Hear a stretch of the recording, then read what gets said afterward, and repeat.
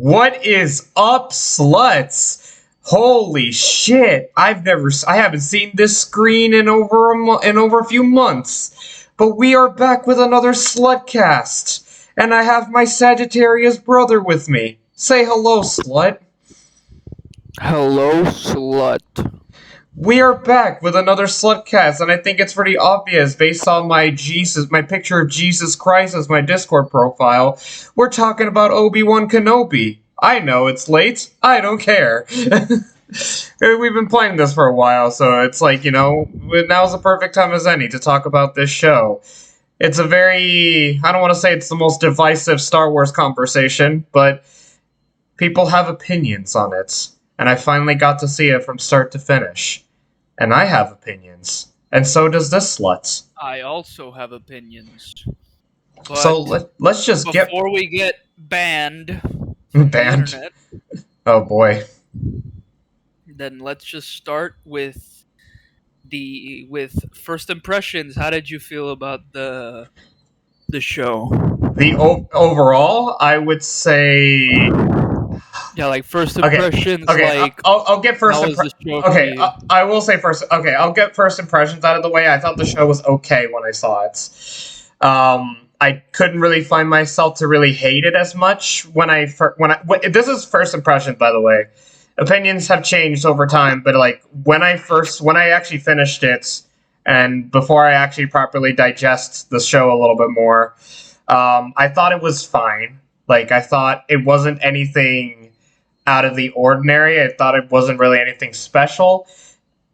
I don't want to say I was disappointed by it, but at the same time, there were some things I was kind of let down on. Like there were moments in it that I liked a lot, but there were moments of it that I was annoyed of, and then I'd say a good portion of the show there was just some stuff that I just didn't really care about. So I think it's okay, but those are first impressions. We'll get to my current thoughts like later down the line. But first impressions of the show, I thought it was okay. Yeah, my first impressions of the show were also like it was pretty good as well. Like at first glance, like obviously watching the first 2 episodes, I was really enjoying what I was watching. Keyword enjoying what I was watching, because obviously I'm a Star Wars fan and I always will enjoy watching a Star Wars sort of like, let's say, product. But, and there's a huge but, I personally am starting to get why a lot of people are saying that Star Wars is like almost dead in like the ground, and and what made me see it was this show. But I don't want to spoil anything about my feelings toward the show. My first impressions, though, I thought it was good. As the show went on a little bit, I would say that it was kind of like a little bit of a letdown, like with what they've done and what they did with the show, the direction that it took. Obviously, we don't know. We're not going to get into details yet, but there are a lot of things in this show that really reflect on what Disney Star Wars is and what Disney Star Wars will be in the future. Yeah. Question. You saw it weekly, right? You didn't binge it. Like, you saw it when it was coming out, right?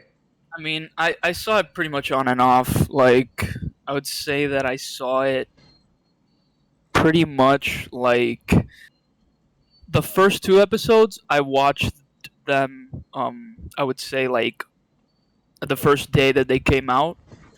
But then the other episodes kind of were like sometimes I would see them at the time that they came out, and sometimes, like, for example, episode 3, I watched it, right when episode 5 came out. Oh, damn. So like when the show was basically ending.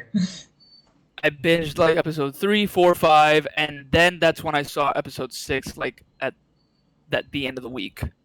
Okay. Yeah, because I didn't watch it. I didn't watch it when they were coming out. This is how I've been handling the Disney shows lately. Like, just been binging it. Like, I wait till the show actually finishes and then I binge it. I'm still behind on some things. Like, I haven't seen Book of Boba Fett still. But Yeah. I think I'm starting to understand why I haven't really been watching some of these shows. And I think you partially mentioned a little bit that the Star Wars fatigue, it really started stemming, and this show kind of reflects this Star Wars fatigue that's going on. But we'll get to that. But we'll get to that when we get to that. So not just Star Wars fatigue. Oh yeah, no, yeah. There's the MCU as well, but we'll also get to that like near the end. So what we're basically just gonna do is we're gonna talk about each episode, you know, from the first episode all the way to the last episode, and then we'll give our overall thoughts and we'll talk about, you know, the future, what we believe is to be the future of Disney Star Wars from here on. But, you know, I think let's just get right into it, you know? Okay, I think you and I probably could say that the first episode gave us a bit of a positive first impression, or at least like it definitely started off a little stronger with the first episode.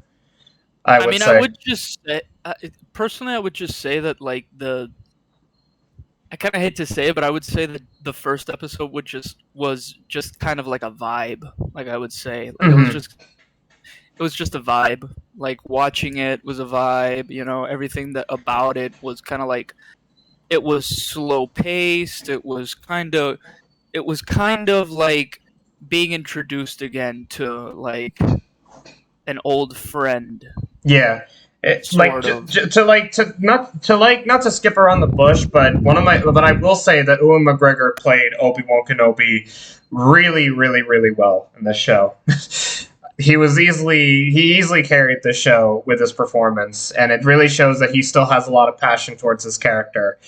And one of the things I did like about this first episode was exploring Obi-Wan's character after the events of Revenge of the Sith.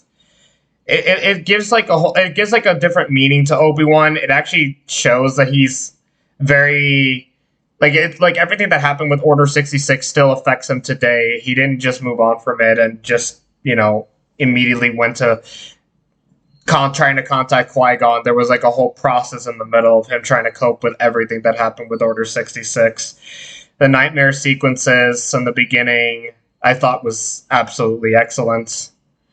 It's no secret that it's those moments alone that really caught my attention with the show, and I think the first episode like reflects on that. Whenever there are those moments, I agree. I agree 100%. Yeah, basically the moments that reflect on Obi-Wan and Anakin is what really steals the show, and I think that was what everybody was looking forward to. But then you get to the Princess Leia stuff, which I used to always justify child actors for not being the best, and I'm still on that camp, but especially after like Stranger Things, for instance, it's like it's really getting more and more difficult, and this show does not do it for me. Like, it really makes it impossible. The chase sequence with Leia and those other goons, just what did you think? Well, for starters, I would say that I really liked how she portrayed Leia. You know what I mean? Yeah, I don't know. My problem was more the portrayal. I'm not sure if I don't know. Like, there was just something about. I'm not sure if it's the acting either. It's just there was something about her scenes. Well, okay. Let me get to what I was saying. Yeah. So, first off, I do want to say that I really liked Leia's actress. I feel like she was really good. She handled the material very well. I feel like it wasn't her fault, like where things led. I feel like if she does have another project in Star Wars, she does have a big future ahead of her. But personally, with Leia's character, I'm kind of like, I don't hate it, but I don't like it either. You know, I'm kind of like in a mixed bag sort of way. I wish I knew how to Feeling explain why. feeling like no, I know how to explain why perfectly. So, you know, for example, when it's that the way that they show Leia, it's like okay, very first seconds that we get introduced to her, it we know her struggle, we know why she's there, obviously because of the past movies, of Yeah. past knowledge, and the thing is we don't know the why why, you know. Wait, I'm sorry. I don't know Like if when you say like the why, are you talking about like why she became like why? Like what do you mean by the oh why? no, I don't mean it by that. I mean the why. I mean we don't know the why is that we don't know why she's feeling the way she's feeling. You know?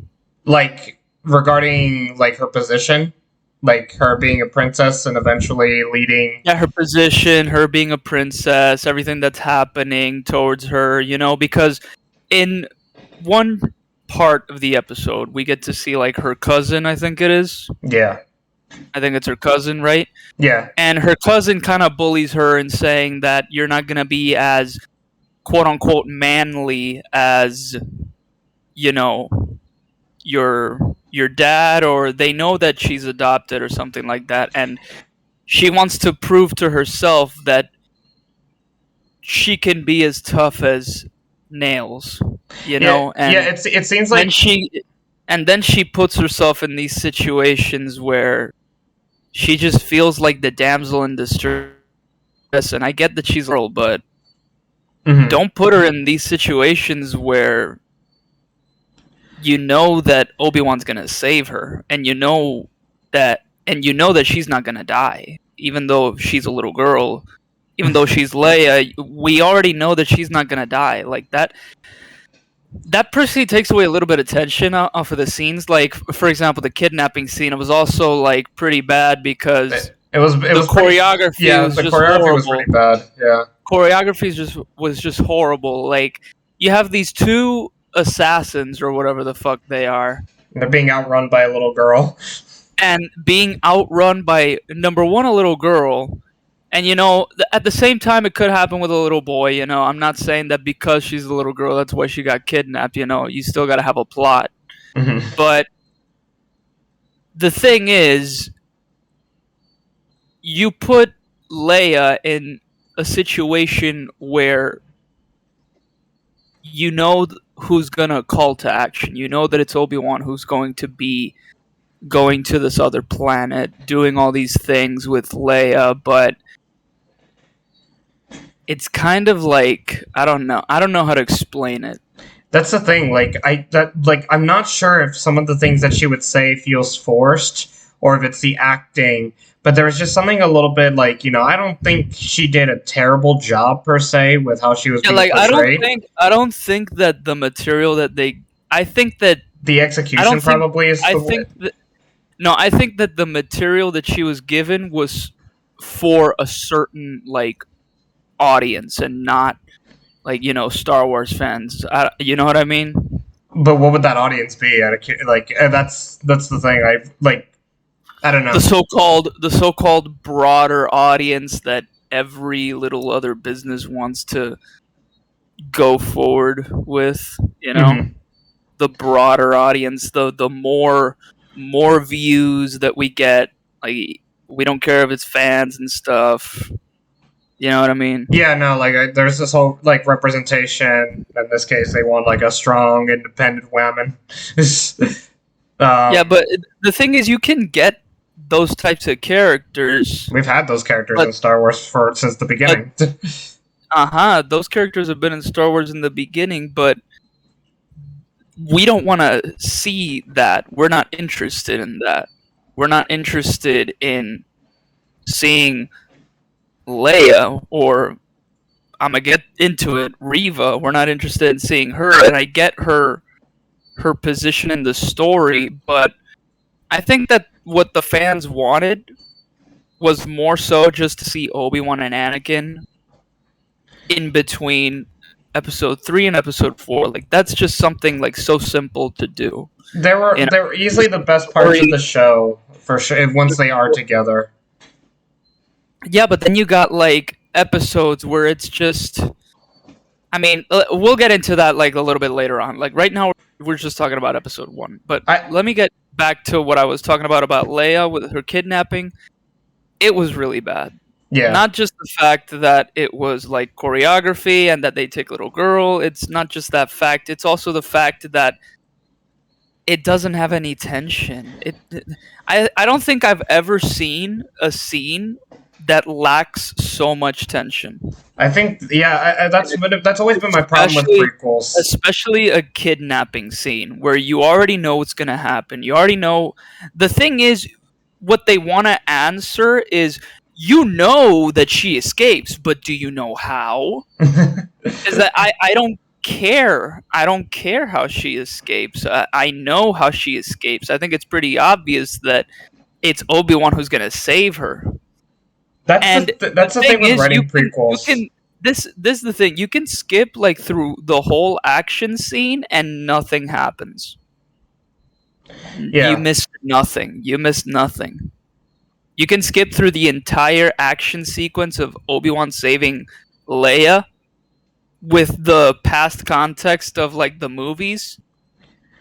You literally can skip through that scene and nothing happens.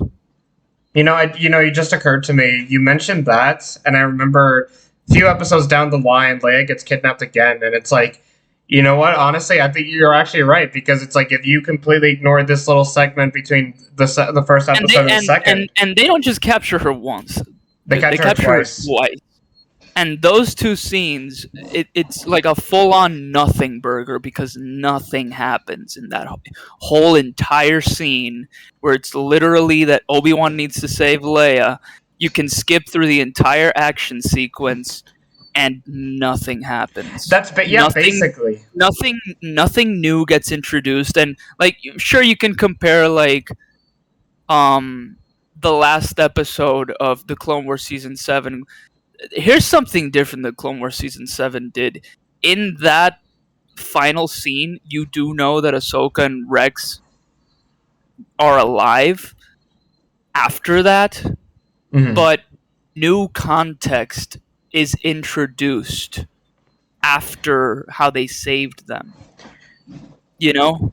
To be fair, with that season of Clone Wars, if the show had never gotten canceled and that season came out before Rebels, there would have been a whole lot more that, like, you can actually feel the tension of not being so sure if Ahsoka was going to live, especially if you didn't know that she was going to be in Rebels. Like, if Clone Wars Season 7 had come out, or at least The Fall of Mandalore had come out prior to Rebels, like, that would have been a completely different perspective, but obviously Clone Wars got canceled. We know that part of the story. And I think what you were just saying about the lack of tension is honestly been my main issues when it comes to prequels. Whenever they use a character that we know is alive in the movies, for instance, Obi-Wan and Leia.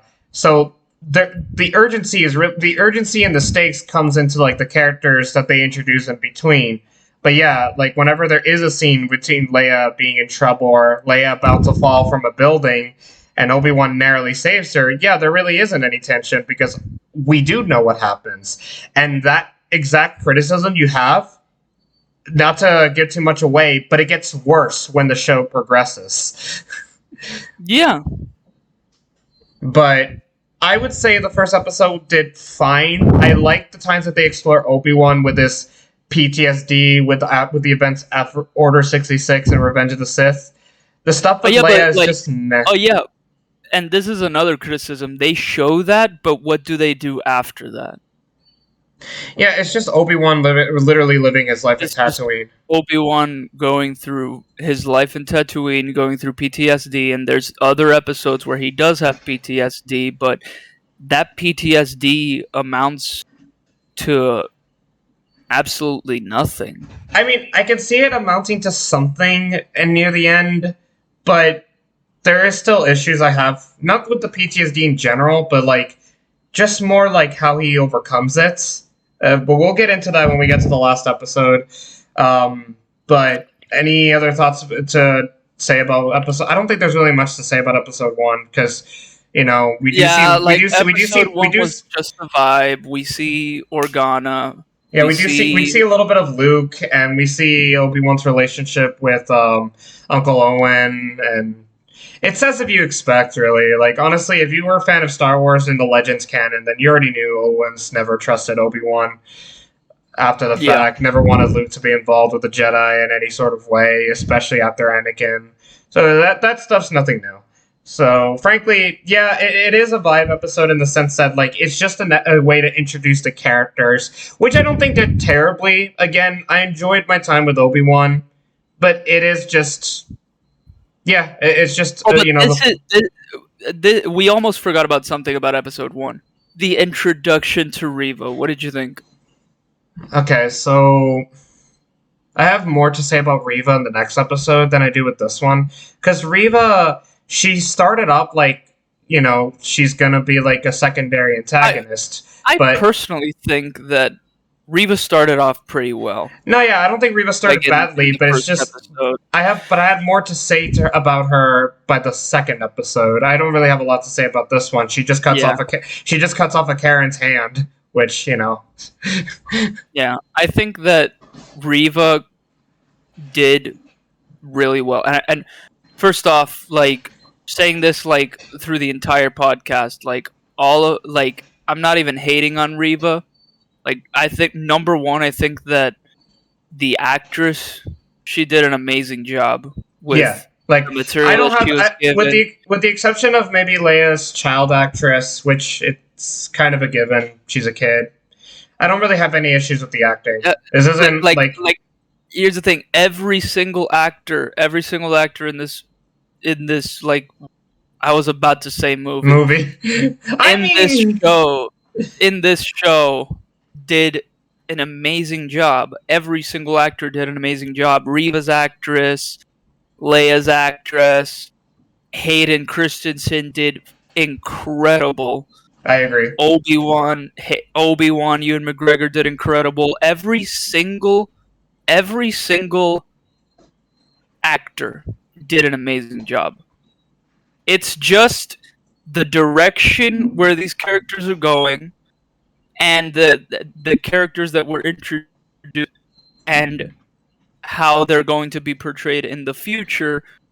That's what kind of bothers me. I think we definitely needed to clear that up, because I feel like we need to address. No, we're not the racist Star Wars. No, we're not racist, and we're not misogynistic. We do not condone the abuse that Rava's actress went through during the whole show's airing. I think that's just dumb as fuck. Yeah, but we are gonna get into that like after we talk about episode 2. Yeah, because I think that it'll do it justice if we do talk about it like after episode 2, because it was after episode 2 where this whole debacle actually started. It was definitely one of the earlier episodes, because Ewan McGregor made a statement prior. But anyway, so I think that's all we have to say about episode 1. Decent. So let's go. All right, episode 2 is, in my opinion, just mediocre. I'd say I prefer episode 1 just for the scenes between the flashbacks and PTSD that Obi-Wan went through, because this one was just meh. This one was like, I never, like you were just saying about the tension. There was none of it. And then there's a scene. Oh, okay. Actually, you know what? This episode does kind of bother me a little bit, because there was like a moment in which Leia is like not really trusting of Obi-Wan, and she wants to know who he is, and he's not really being truthful about a lot of things, and she's very persistent about what he's hiding.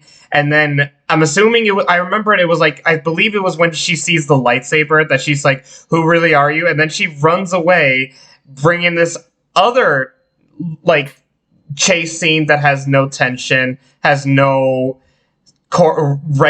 intense choreography, and it just felt meaningless to me.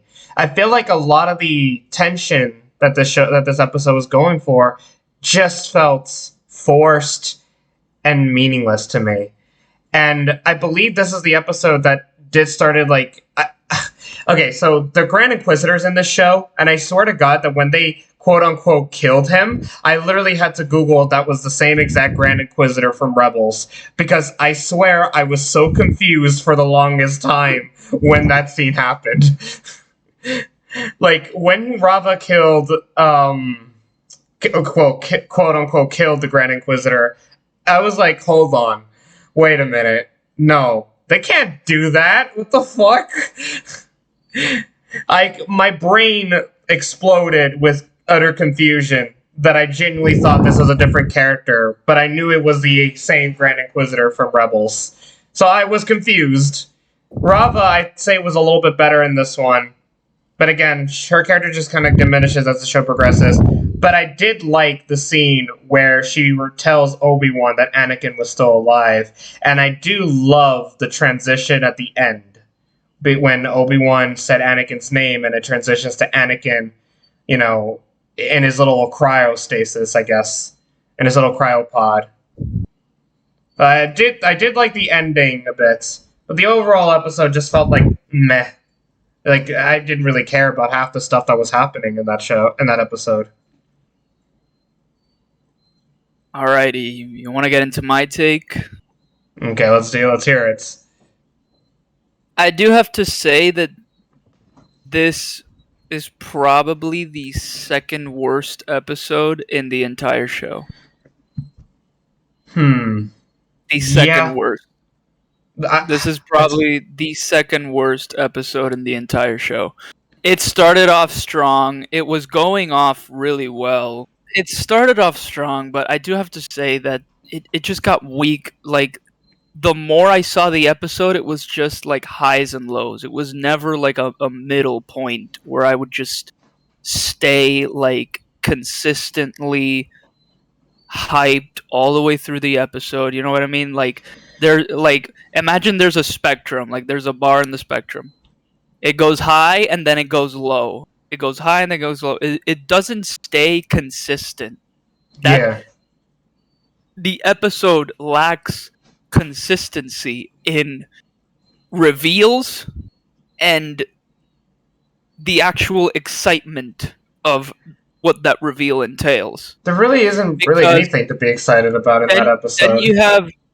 Then you have the Grand Inquisitor. Like, oh shit! Oh my god, it's the Grand Inquisitor! They finally put him in live action, whatever. And then you got the real plot twist where Reva knows that Darth Vader is Anakin Skywalker. Where,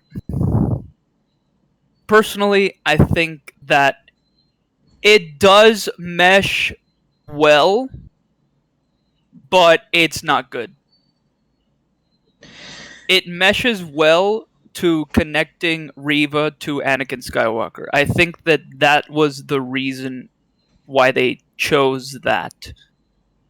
But I do think that it was a bad decision to connect Reva to Anakin Skywalker. I don't, like, I agree.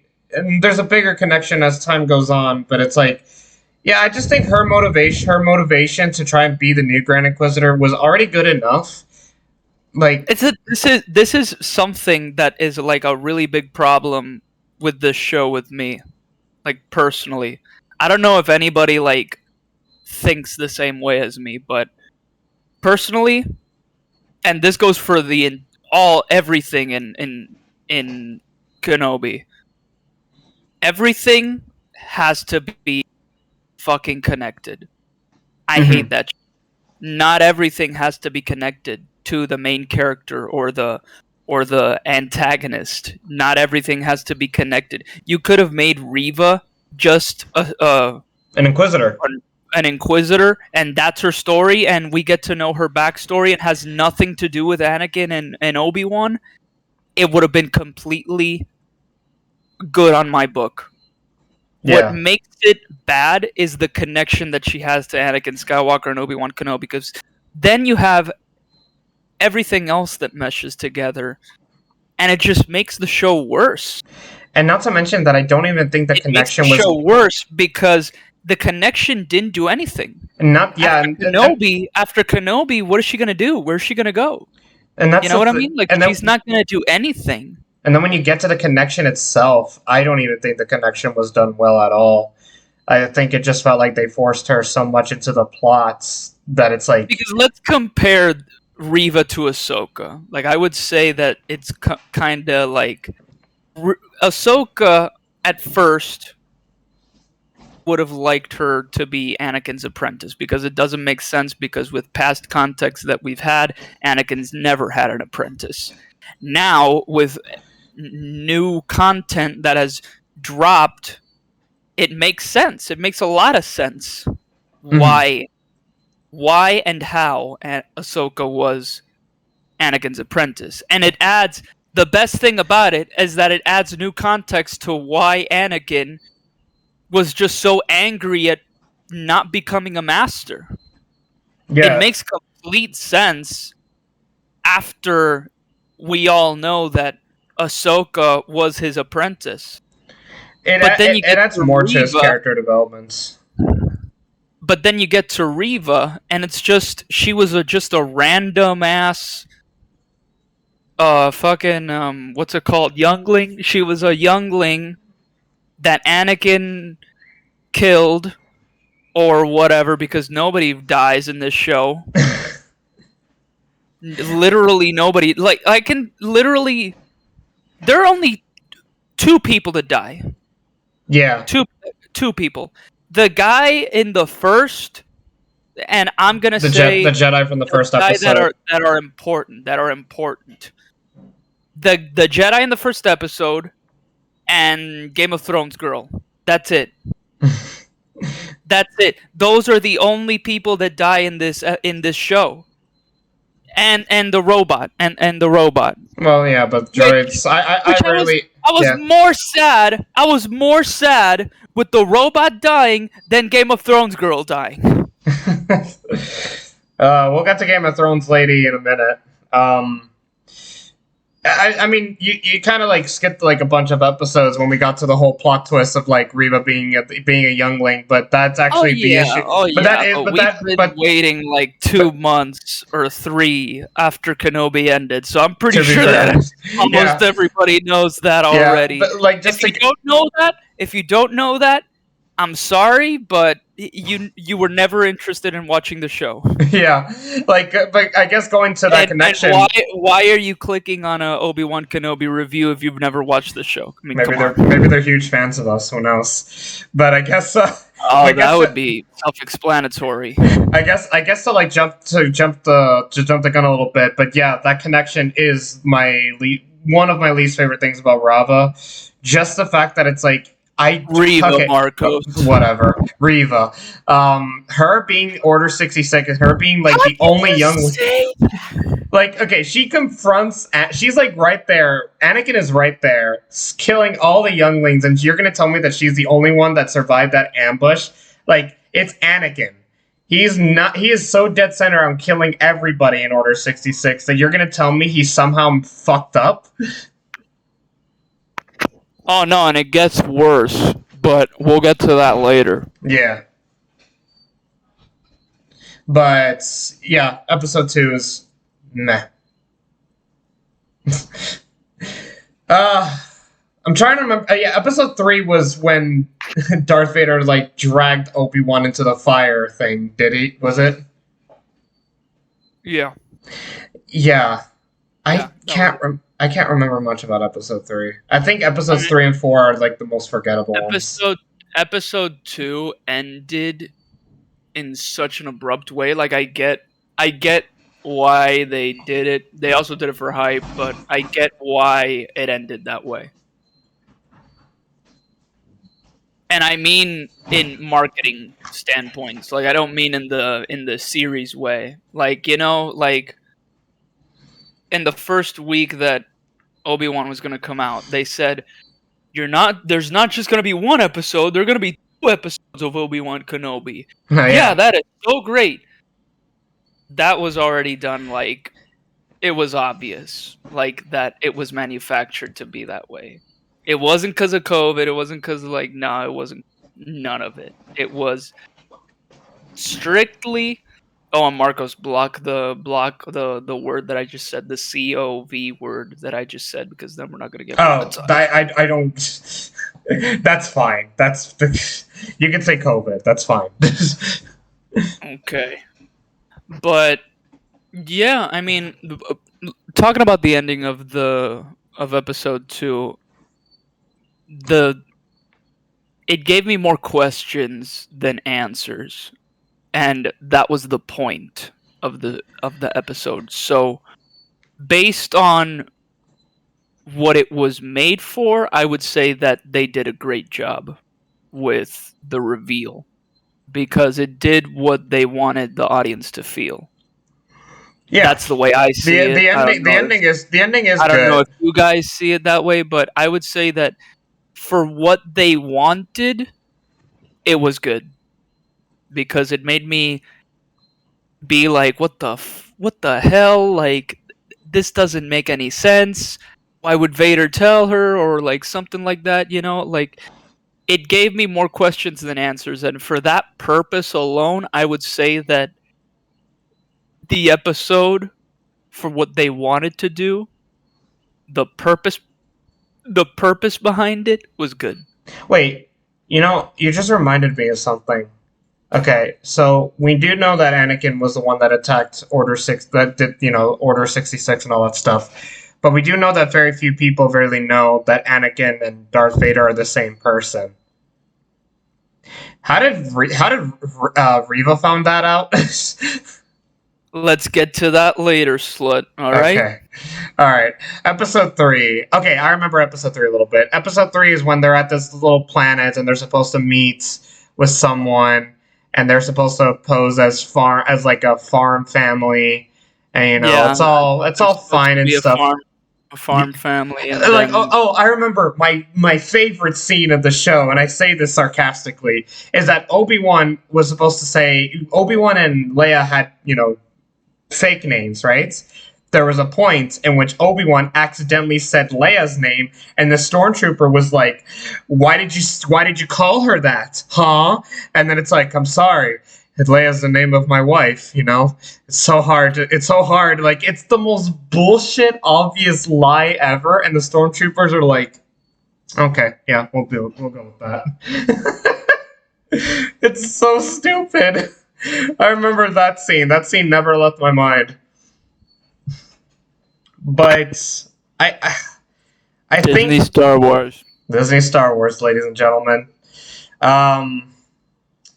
Yeah, outside of that, I think, I'm struggling to remember a little bit about episode. I feel like episodes 3 and 4 are the most forgettable ones, because episode 3 was basically, they were on a planet.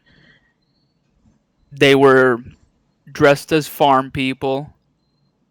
Not even. Oh, yeah, basically, yeah. They weren't even dressed. They were trying to be like farm people. And then they're in the back of a truck. The truck driver just so happens to be a stormtrooper associate, because he's obviously like driving to the convoys and stuff. Mm-hmm. A stormtrooper convoy just so happens to get on the same pickup truck that Obi-Wan and Leia are in. They get out of it unscathed, but after that, in comes Game of Thrones lady, who is actually undercover, kills all the stormtroopers, deactivates, I think, all the security systems and whatever, and then the truck driver just drives away, and Obi-Wan and Leia are with her. After that, they go to her HQ, which is in like a tailor shop or whatever the hell. Thank fuck Game of Thrones lady was able to stop by at time. Imagine if someone else was in that position. That'd be awkward as fuck. Like an engineering type of store. The store really doesn't matter. What matters is that the store is actually a secret rebel escape system, where a bunch of people just want to get out of like the Empire's what's it called? Like, how do you say it? System, I guess. Yeah, out of the Empire system, they want to join the rebels. They want to join the fight. So they go in through the store, and it has like a little tunnel system where you can get out of the planet and go to Yavin or wherever the planet where the rebels are. Well, yeah, Yavin, but I was like, I almost said Alderaan, but that's just Leia. I don't think it's Yavin. I think it's another planet. I forgot the planet's name. But while all of that is happening, they're saying what they're gonna do. They're gonna do the plan. Going through the tunnels. Obi-Wan senses. Oh yeah, Darth I remember Vader. exactly what happens now. Oh yeah, frickin' Leia goes into the tunnels because Obi-Wan decides to fight Vader. I do like the scene with Vader when he's just like torturing the civilians. I do like that. But Leia crawls through the tunnels and then somehow Reva's on the other side. And captures Leia. First, I want to talk about what everybody just wanted to see. Obi-Wan versus Darth Vader. Yes. I don't care how it ended. I don't give a shit about, oh my god, Darth Vader's scared of fire and that's why he's like not killing Obi-Wan. Like, I don't care about that. Like, I'm going to talk about that later. Right now, I want to talk about the fight. I think the fight was a little bit of a taste to the end fight. Yeah. Which I feel was just like super good. Yeah, like, don't give me the fight like episode 3. Give me the fight at the ending. Yeah. But this was just a taste of what's to come, and that was good. I'm not gonna lie, that was good. Oh yeah, I forgot. That hyped me up. That hyped me up a lot. I was gonna bring up a few things, but like I remembered one other issue I had with Obi-Wan Kenobi. Going back to episode 1 a little bit, I really hate the scenes that take place at nighttime because not only is it dark as fuck and you can't see shit, but it seems like the camera is so shaky every time. Like they're trying, like it feels like the cameraman is so excited to see Ewan McGregor as Obi-Wan, he just can't keep the camera still. He's like, oh my god, it's Ewan McGregor. Like the camera was so shaky in many cases.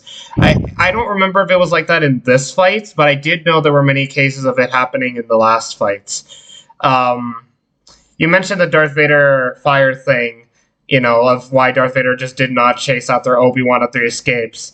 Not to jump the shark here, but I will honestly argue that the aftermath of the last fight was worse. Okay, I do want to say that the fire thing didn't bother me as it bothered a whole ton of other people. Personally, it didn't bother me because I give context. I'm the type of like viewer that gives context like from my mind, because obviously this is also a matter of interpretation. This is also like what you interpret why Vader didn't do this. The fire scene, I don't think it's as big of a deal as other people make it out to be, but there are other scenes where Vader's not supposed to act the way that he does. Yeah, no, I'm kind of with you on that. I do think the fire thing is kind of dumb, though. I do think the fire is dumb.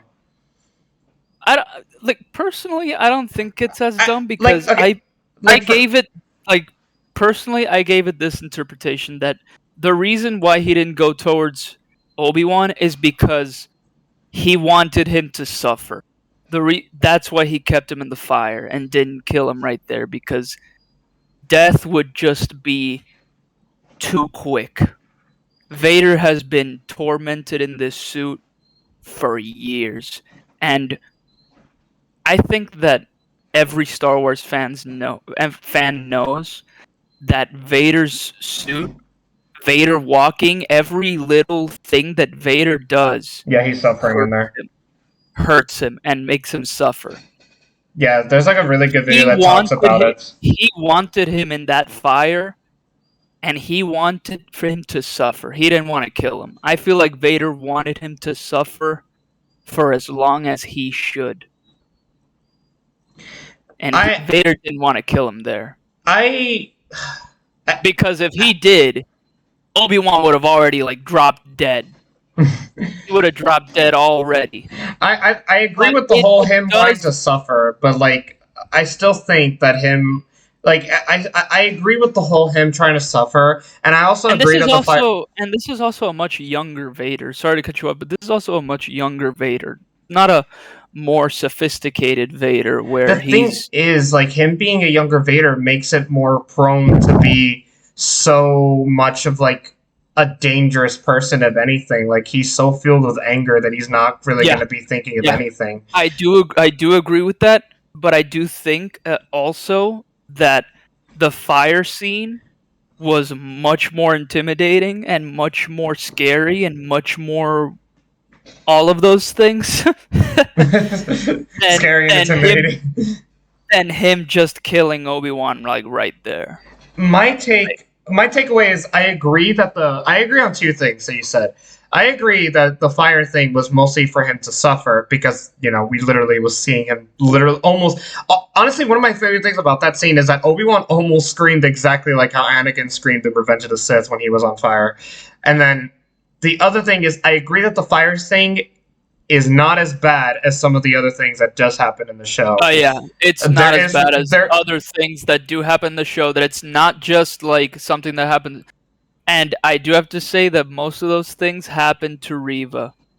And then to emphasize, I was still kind of argue that even despite the fire thing and what they wanted to make out of that scene, I don't think that really warrants the fact that Darth Vader would still let people take him away, especially when we know what he's capable of, what his power is capable of. Like, it's Darth Vader. You can't I feel like if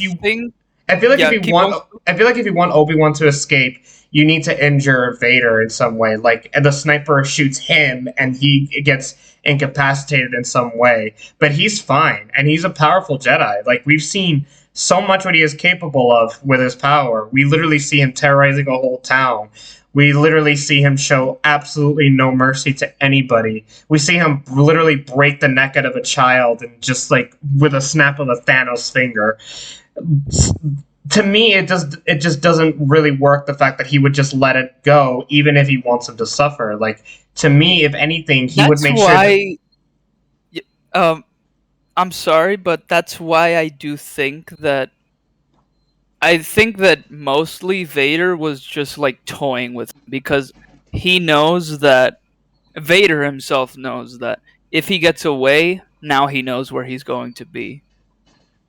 Because the way that Vader sees it, and this is from my point of view, the way that Vader sees it... The Jedi are evil. He's already gonna know where Obi-Wan's gonna be 20 steps ahead, 30 steps ahead, you know?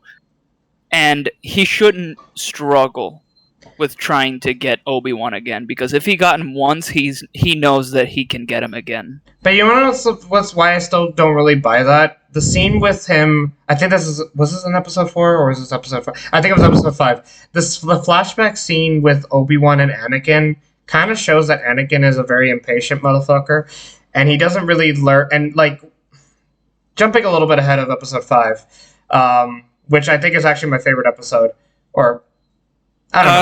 I'll get back to that. Jumping ahead is not allowed. Oh, God. Okay, there's a scene in episode 5 that I just feel like doesn't really work with what you're trying to establish with episode 3, because he kind of learned... Okay, we'll get to that when we get to episode 5. I can't really say too much unless we jump too high. I find episode 4 kind of forgettable, so that's why I was like, probably wouldn't care if we did skip that one, but we'll get to that. I don't know. I still don't really buy that as a thing, especially with the context of what episode 5 gives us, and just how Darth Vader is characterized as someone that just really wants Obi-Wan dead, period. Like, I don't know. I don't know if I can really agree to that still, but that's just my take, at least. I agree with with some things you did say, the suffering thing, and of course the fire not being the worst thing ever. I agree on those things. Let's go to episode 4. Okay, help me with this one. I actually don't really remember episode 4 that much. I know that the Game of Thrones lady goes back in. I think. Episode 4. Oh wait, I think I remember episode 4 now. They go to Fortress Inquisitorius, and then they rescue Leia, and it's Leia again. Game of Thrones lady had to go in there and disable the shields, and nobody was so suspicious of her when she's talking to Obi-Wan on the comms, which I remember was kind of funny. And they escape at the last minute, but Reva somehow... Oh, yeah, the droid! Leia's little droid buddy. Lola. That was her name. Episode 4 is the worst episode in the entire show. It was definitely my least favorite, for sure. This is the worst episode, I would have to say, in choreography. Number 1 in choreography. Number 2 in writing. And number 3, direction. Yeah, I honestly do agree that the fact that this episode is the worst. I think it upon revisiting it, I think it was the one that I gave the lowest score out of all the episodes. I think I gave that one. I think I gave this one a 4. It is also a filler episode, in my opinion, because it's filler because it's repetitive. We already rescued Leia in the second episode. Filler because it's repetitive and we already saw. But I don't want to talk about that stuff. I want to talk about other stuff. Other stuff. The whole Leia being rescued thing can all be self-explanatory. I'm gonna get through that really quick. Obi-Wan, the parts where Obi-Wan's trying to save her, all good. The parts where Game of Thrones lady is, all bad. Yeah, everything about that was so terrible. Everything about it, no dig to the actress or whatever. No dig to her. I bet that she is an amazing actress. But I do have to say that everything that was shown to us in this episode that she did was bad. It was horrible. It was so unnecessary. There was a point where she was trying to outsmart Reva with intel on where Obi-Wan was, and at the end of that argument, they're like, and it was we have obvious. It was obvious bullshit. It was obvious bullshit. Obviously, it was bullshit. But I don't want to get to that. I really don't care about that. What I care more about is the butchering of Darth Vader's character in this particular episode. This was the episode? Yeah, this was the episode. So what they basically do is that, okay, we were all shown in the original trilogy, and yeah, you can get to, this is a different Vader, this is blah, blah, blah, but this is a different Vader in terms of he's more angry, he's less composed, and he's more compulsive. Oh, I feel like I know where this is going. When he is in the original trilogy. He's more compulsive. He's kind of like a Kylo Ren, but less emo. Mm-hmm. When somebody fails Vader in the original trilogy, we always see Vader kill that person and just put somebody else to do the work that they were doing. In episode 4, he does it twice, I think. In episode 5, he does it.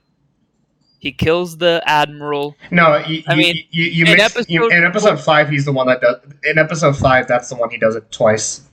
In episode 4, he only strangles someone. In episode 4, he strangles someone, kills him just because he insulted him, saying that, you're a wizard. You're a wizard, and he didn't kill him, but he did strangle him. Darth Vader was like, "Did you just call me a wizard, motherfucker?" And he just strangled him. That's it. Yeah. I'll say he kills him just for that. You called him a wizard. I mean, he didn't. You called him a wizard. He kills you. He was strangling him, but Grandma Tarkin told him to let go. He strangles him. Yeah, he would have killed him, but it's he strangled him just because he made somebody. He still kills somebody in episode 4. Okay. Captain Antilles. Yeah, but that was Yeah, he kills the Antilles guy. Whatever. Episode 5. Episode 5. He kills 2 people. He kills the Admiral. And he says, Admiral, whatever, you take his place. You got promoted. And you take his place, and you do the exact same work he was doing. And then the guy fails, and then Vader's like, okay, then die. And then he puts another guy to do what he was doing. Dude, that would be the worst fucking promotion ever. He doesn't give a shit. Vader doesn't give a shit, like, about anybody. In the comics, literally, there's a comic where there's a woman that loves Vader. She sees Vader's face, and he just kills her. He doesn't even give a shit about her position. She was like kind of like a nurse. Vader kills her. He kills her because the only two things that Vader cares about is Obi-Wan's death, making Obi-Wan suffer, and number 2, reviving Padme, resurrecting Padme. Those are the only two things he cares about. If he thinks that you are if he thinks that you are a liability to what he's doing, you're gonna die. Yeah. And sure. In episode 5, it gives context to why Vader doesn't kill her. But then, I hate to spoil it, in episode 5, where Vader's supposed to kill the bitch, he doesn't kill her. He just stabs her, and then she's just like magically still alive. Oh my god. Yeah, if anything, the context makes it worse. I can kind of get it worse because he tries to kill her, but he doesn't. It's so bad. I can kind of get letting her live in this episode, but when you do know the full context of her backstory, it does negate like everything that like Vader recruiting her in the first place, because apparently he knew from the beginning. Vader like choosing to spare her in that time. Exactly, it's like because he was like, yes. It's like when you put the context in it, it makes it worse. I was like whatever with that scene personally, but with that context, it makes it worse for me. Oh no, like in episode 4, I was like, okay, like this pissed me off a little bit because I know what Vader does. He wouldn't do that, but then in episode 5, I'm like, okay, this is why he kept her alive. But then when so for all intents and purposes, let's skip to episode 5 so we can talk about this whole shtick. Yeah. Let's skip to episode 5. Episode 5 basically is every rebel is in a fortress. They're trying to defend the fortress with everything they've got. The stormtroopers are all outside of the fortress trying to take down the doors. And basically, what Leia's trying to do is Leia's trying to fix a ship, or I think fix the thing on the roof that opens so that the ship can go, so that the ship can just fly away. That's what happens. So basically, it's a whole big action scene. Like, this is the thing. Every single part of action, every single one is great. It's amazing. Oh my god. First, we gotta talk about the flashbacks in episode 5. All the flashbacks were so good. The flashback scenes in episode 5 were amazing. They were top tier. But here's the problem. Where are the other ones? You're seriously telling me that this was the only one that you did? Episode 5? Where are the other ones? We were literally waiting for this show for a while. And this was supposed to be a movie, mind you. I believe the concept was this was supposed to be a movie. And I honestly think that this show really shows the most the fact that, much like what the Disney Plus shows from the MCU, I really feels like these are supposed to be movies at first, only to just get expanded on to like be Disney Plus TV shows instead, which is why I feel like there's some filler like the 2nd and 4th episodes. But I hate the thought of the fact that people like us were genuinely excited for Obi-Wan Kenobi, and the only time we legitimately get to see Ewan McGregor and Hayden Christensen interacting with each other properly was that flashback scene, and that was the only one. Granted, it's a great scene. I love the scene a lot, and especially when it ties into the story of how Obi-Wan is aware of what Darth Vader is going to do, as well as how Obi-Wan escapes the prison break, taking advantage of Darth Vader's impulsiveness. I love that. but that is literally the only flashback scene where they're interacting, because the rest of it are literally scenes from episode 3. In fact, even the scene in episode 3 where Obi-Wan is listening to like voices from ahead, they're not new dialogue or new things or anything from Clone Wars or anything.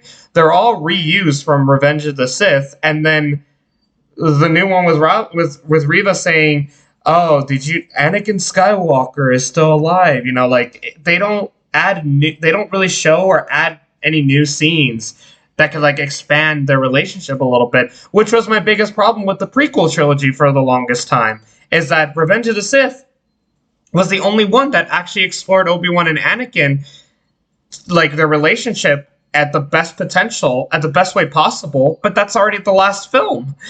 So it's like, now you got a chance to do that via flashbacks, and you only get one scene. One really good scene, but still one scene nonetheless. Imagine if we got some of that in the first episode. The first episode would have been like one of the best Star Wars content, period. And this is just... Yeah. Like, not criticizing the scene. The scene is amazing. Like, but that's the only one. We've been waiting for this entire show, but the problem is that that's the only one. Yeah. And if the show was just literally flashback after flashback after flashback, and then you see Obi-Wan in the desert trying to save Leia and all this shit, the show would have been so much better if it was just that. And it would have been warranted to have that, because, you know, sans, you know, being in the desert for so long can create apparitions and stuff. Hell, you even saw an Anakin Skywalker apparition in episode 3. Yeah, in episode 3 we even saw a ghost of Anakin Skywalker, and like nothing happens with that. It's just a flashback. And not even, it was just that scene was just an apparition, and it's like we only get one flashback in this. Yep. Flashback, yeah.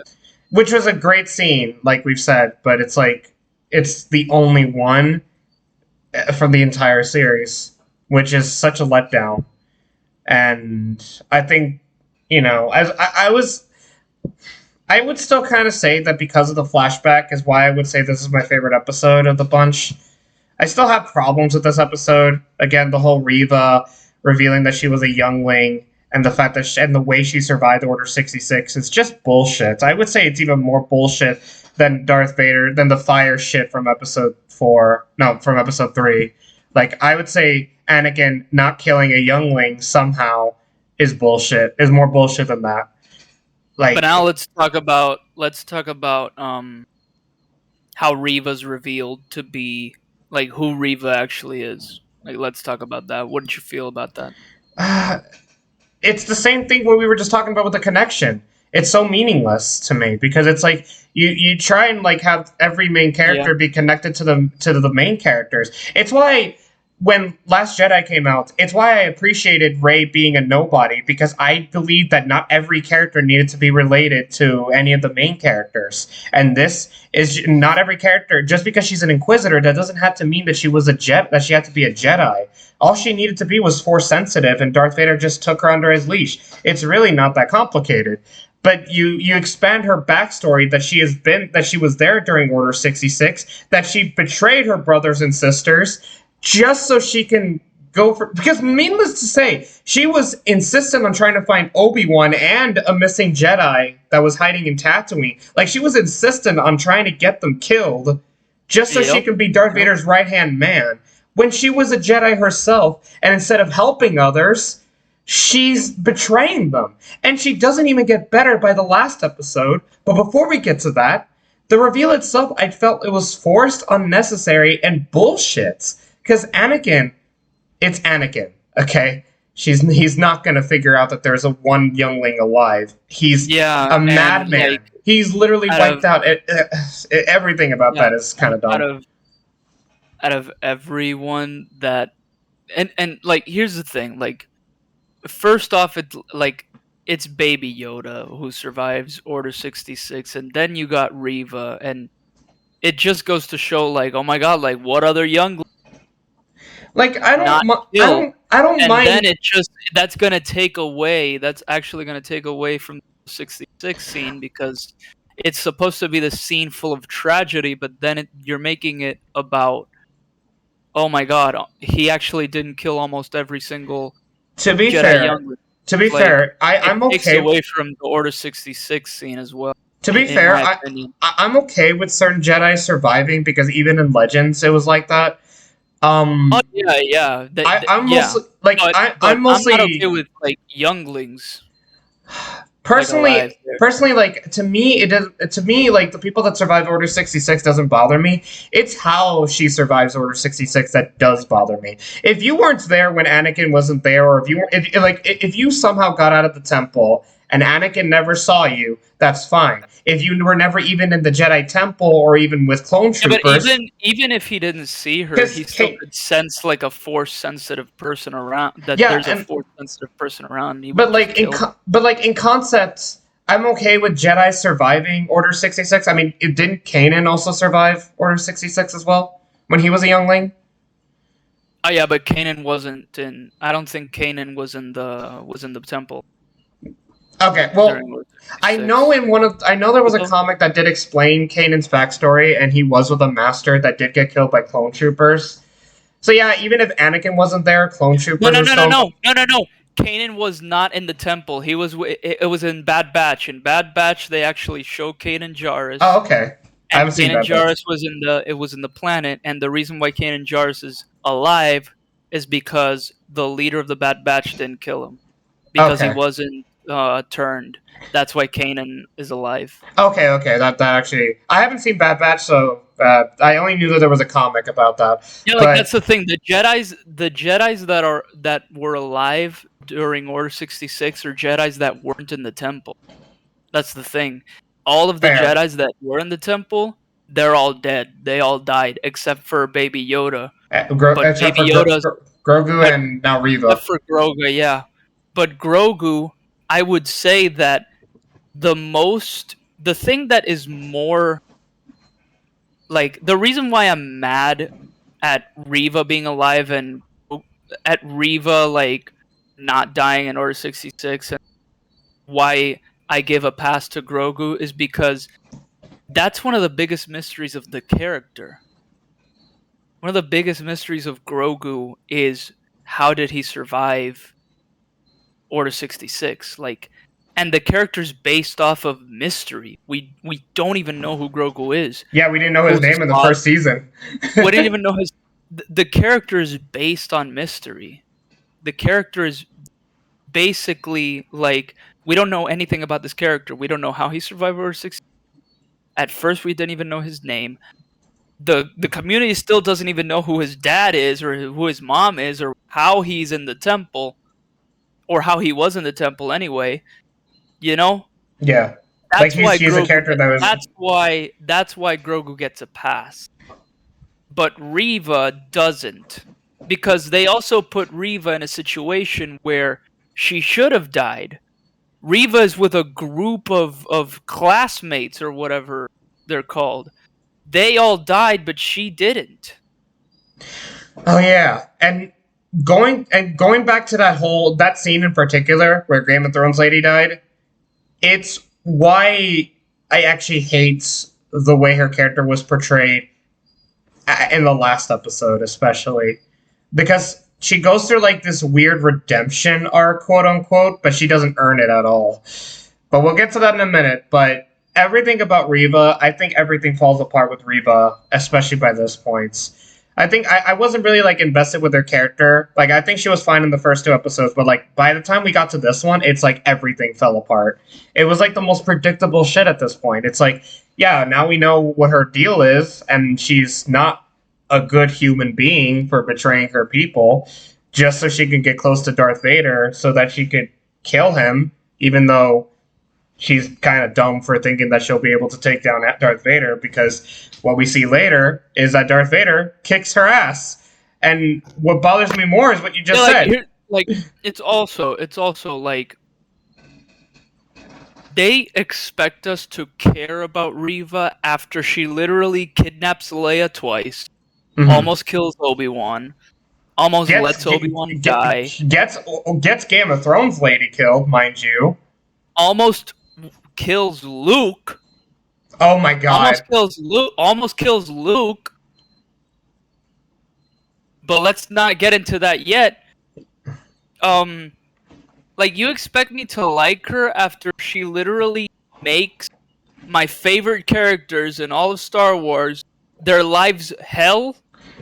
It's like, forget the fact that she's even, like, doing that. It's the fact that they decide to give her, like, they think that she earns and deserves a redemption after that. And it's like, no, quite frankly, you don't. Like, you did so much shit.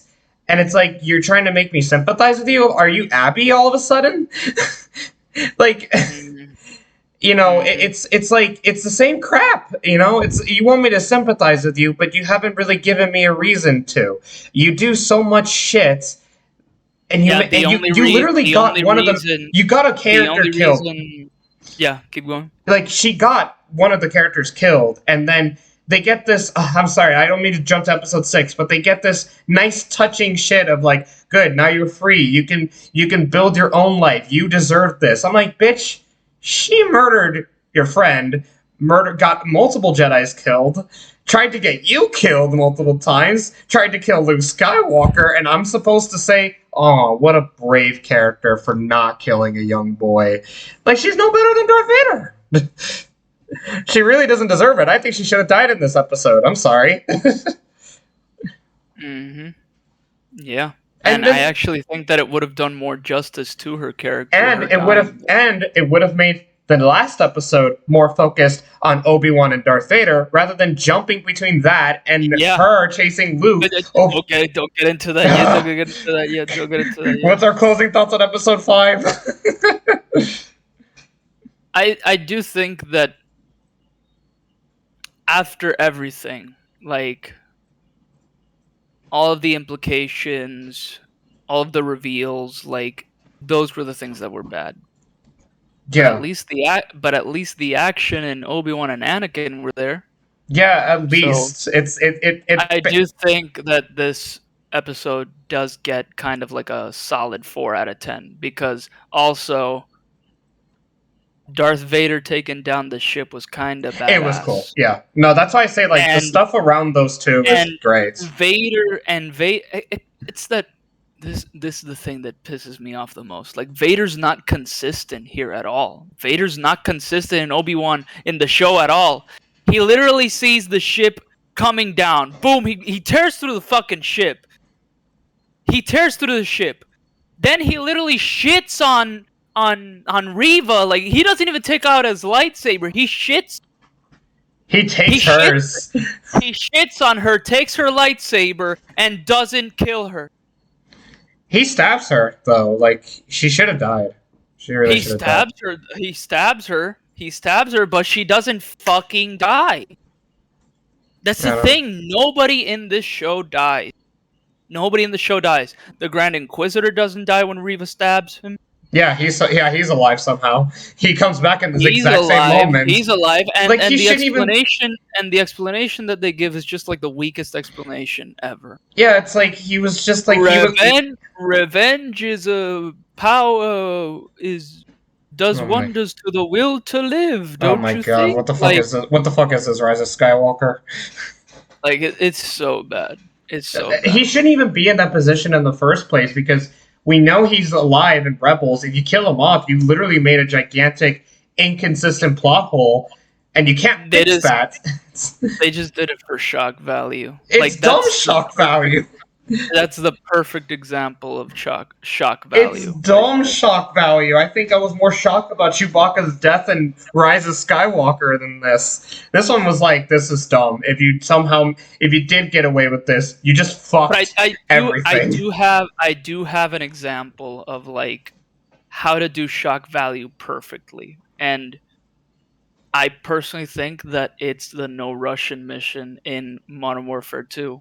Yes, the most referenced thing in the SlutCast, I would say. Not gonna lie. That's the most, like, that's the, I would say, the perfect way that you use shock value, but that shock value favors the story. Yeah. This shock value is just for shock value, and it favors in no possible way. Yeah. But with that being said, let's get on to the final episode. Let's get to the finale. Which I want to talk about the things I like about this show, I like about this episode, because you go first.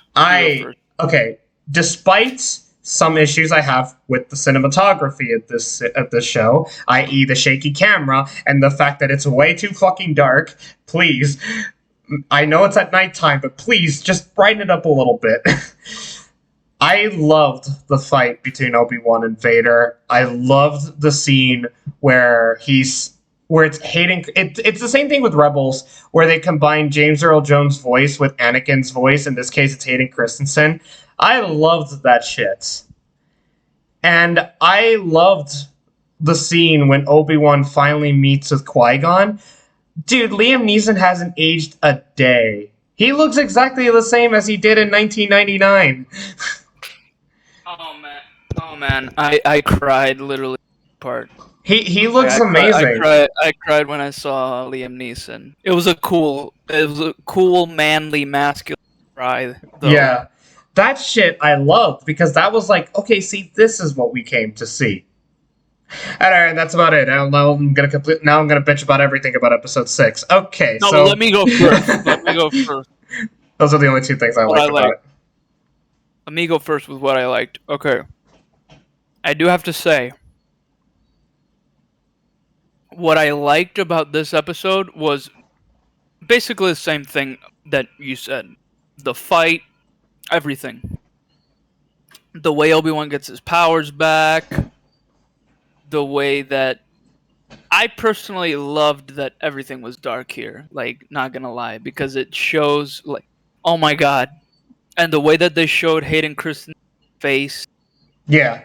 That stuff is good. With the red lightsaber signifying when he's evil, and then when he's not, like, when he's Anakin again. It just goes to show, like, Ahsoka took off one part of his mask in Rebels. Obi-Wan takes off the other part, but it's Luke who takes off the entire mask. Oh yeah, okay, that's a good one. Yeah, I feel like that's amazing. Like that's really good. Like that's really good, and. But here's the thing. That's what the show was supposed to be. Everything that I wanted from the show was in the Obi-Wan and Darth Vader fight scene alone. Yeah. That was all I ever wanted from the show. That was all I've ever wanted. Everything else about this show...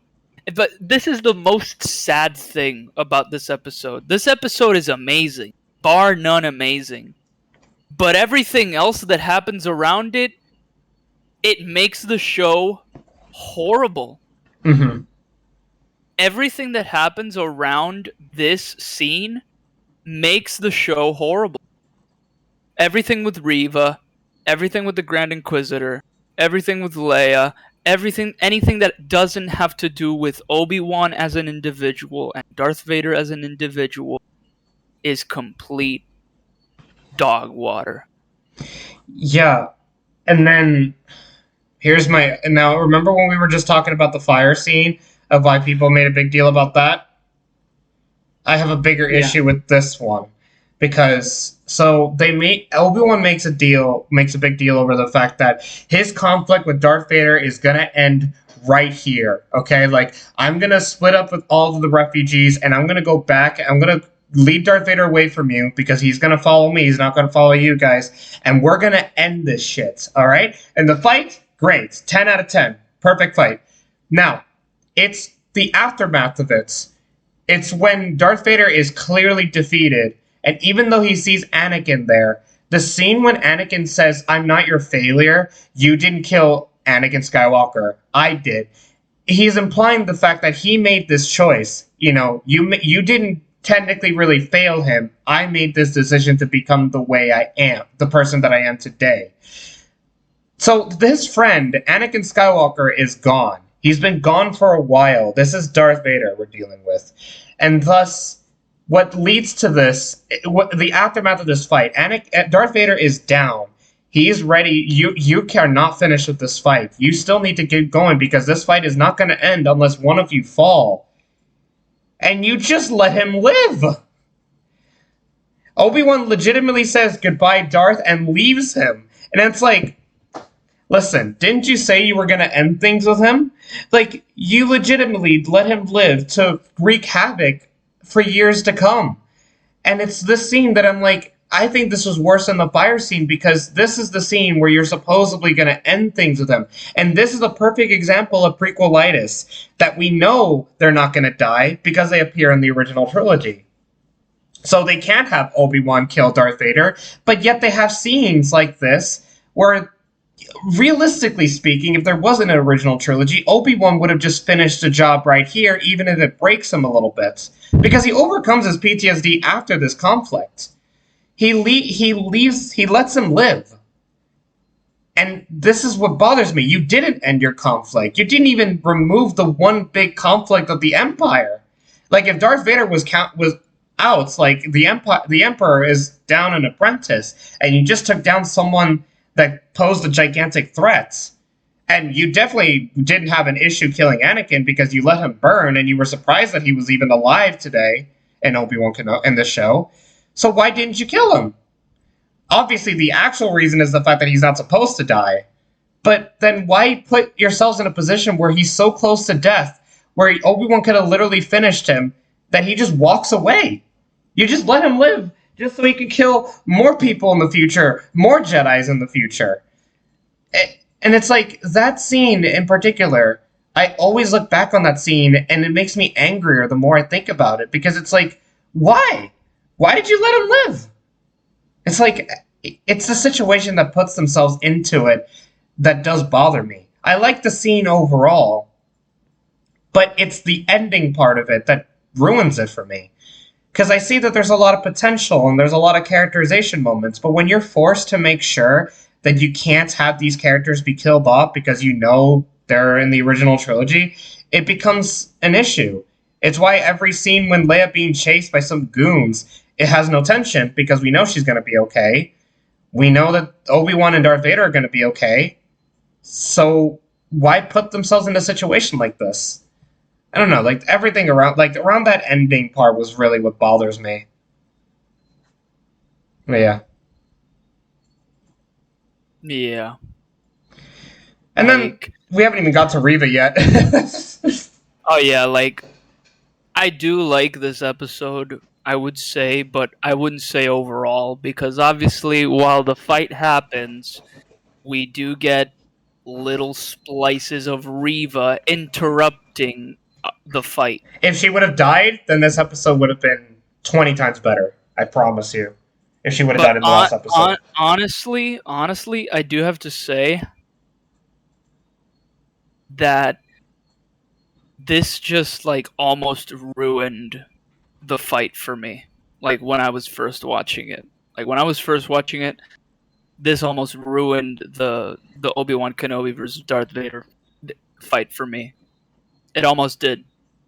It almost did because, Jesus Christ, you also have Reva, who literally kills all of these people to get to her goal. She doesn't kill Uncle Owen and Aunt Beru. Because they can't die. She just pushes them and then just goes after Luke. That's not, like, what Reva would do. And at the same time, it kind of does have to go with her redemption and all that. But, like, here's the thing. It doesn't redeem her in any way. It doesn't. It doesn't, because she's still going on with it. Yeah, she doesn't kill him, but we're gonna justify the fact that she didn't just go the extra mile to try and go for him. The ends don't justify the means. They never do. Mm-hmm. They never justify the means. The ends shouldn't justify the means. It never does, and that's the whole point of the Jedis. Because if they did, then literally the Clone Wars shit would have never happened. It's literally engraved in the code of the Jedi to not that Jedi are peacekeepers. But then you have a character like Reva, who I get that they want to redeem her and want to make her a hero and all that, but it doesn't work. It doesn't work because everything that we've been shown in Star Wars is that the ends don't justify the means. What you're doing doesn't justify what your end goal is. That was what we've always seen in Star Wars. That's what we've seen in episode 1, in episode 2, in episode 3, in episode 4, 5, 6. Gosh, goddamn, even the sequel. But even they don't follow that rule of the ends don't justify the means. Yeah. With Reva, like, I get that you want to redeem her, but she's still doing all of these things. It doesn't make her redeemable at all. She doesn't even have any qualities about her. Yeah, you could even make an argument that Darth Vader didn't even deserve. That she saved a kid. That's it. But here's the thing: the whole point about Star Wars is Darth Vader's tragic tale. When you add a character that makes Darth Vader's tale less tragic, there's a problem with me. There's a problem with you're making his like, and this is why it doesn't affect Mandalorian and all these other shows, but it does affect this one, because this one has huge implications for what happens after, and the after is A New Hope. Why are you inserting a character that was never discussed by any of these characters? An event that is not explained by Luke and Owen and Beru and whatever, like, it's never told. And yeah, you don't it doesn't have to be that way. It never has to be told, but at the same time it kind of adds this dissonance where you feel like everything that happened was for nothing. And if this show didn't even happen, nothing would have changed. Yeah, that's the thing. Like, Revenge of the Sith ends things very open to the events of A New Hope. Obi-Wan gives Luke to Owen, and Leia's with Organa, and it's like Obi-Wan is, next thing you know, just he's in Tatooine, not only looking out for Luke, but also trying to connect with Qui-Gon. It's open enough to the point that you don't need a story to connect the dots to see what happened with Obi-Wan, because it's so open-ended that you already can kind of fit the dots of what he's doing. You already know he's trying to connect to be one with the Force, because when he dies, he does become one with the Force, just like Qui-Gon did. And you don't, and even then, with the implications that we have on this show, there are things that just kind of make it worse, because in A New Hope, the way Leia, refers to Obi-Wan is that when she said, "Years ago you served my father in the Clone Wars," it never implies, it sort of implies that she's never met him before. Or at least, because the other time that he would have met her, when she was a baby, and she doesn't really have any memory of him. But with the way she's describing Obi-Wan, it doesn't sound like she's met him before. And here, he's not only met her, he's had a whole adventure with her. And she doesn't even reference that in A New Hope. So what's with this new attention to detail that you're adding? It's like, yeah, and everybody tells Luke that he's the chosen one and everything, but nobody tells Leia anything. Yeah. Yeah, and that's the thing, you want to say that Leia is also the special child, and she is, but it's a little bit too little, too late. Yeah, we never. Too late. Yeah, we're fucked when the one scene with her using the Force, besides connecting with Luke, is the space scene from The Last Jedi. Because I feel like if they actually wanted to do that, they would have done that when it mattered the most. Yeah, and this one it didn't really. It just didn't. I don't think that little Leia ruined Leia's character at all. I feel like it made her a lot more cuter. Don't take that the wrong way, please. I had more issues with the grammar don't take that the wrong way, please. Don't worry. I had more issues with the grammar than with what you're insinuating. Yeah, but it made her more likable. Because at the end of the day, she's still a little girl, and she's still a little girl. The actress shouldn't be getting this much heat, even if she's getting hated. No. She's not. I was gonna say I know Reva did, but it's like if people, because like I know the girl from Avengers Endgame got shitted on a lot, which is just fucked. That a bunch of grown ass. Do you remember Tony's daughter in Endgame? Oh yeah, that actress was getting flamed on a lot, and it's so fucked that it's like a bunch of grown ass adults are just bullying a child, and it's like I wouldn't have been surprised if Leia's if child Leia was going through that shit too, but yeah. But now, what are your final thoughts of Obi-Wan Kenobi? I used to think it was mid at first. And like I said, the moments that I really liked were the scenes with Obi-Wan and Anakin. But the more time progresses and the more I truly process some of the things, especially the scene when Obi-Wan just straight up doesn't, just leaves Darth Vader to his fate, claiming that he was going to end things. And the amount of times Leia gets captured and just this entire plot line with Leia in general, the show got worse for me over time. And I went from giving this show a 6 to now considering giving this show a 4. Damn, you go way too hard on everything. I can't give it a 5 because this show didn't really leave me empty, It's like, well, okay, it kind of did, but there were more things that did kind of frustrated me. Like, for me, I had a positive experience the first time I saw it, but then as time progresses, it just got worse for me, and I just got more frustrated with some of the things that they did. So that's why, despite me being excited for this show, despite wishing that, we could have seen more from it, I was extremely disappointed with some of the overall story and direction that they went with. Despite loving some things, mind you, I don't think this was the worst Star Wars product ever. Rise of Skywalker and Resistance are still worse than this, but still, it doesn't change the fact that I was still very let down.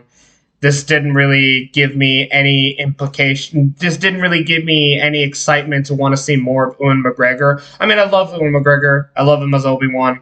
But I don't know, man. This show could have definitely been a hell of a lot better, but it really just disappointed me.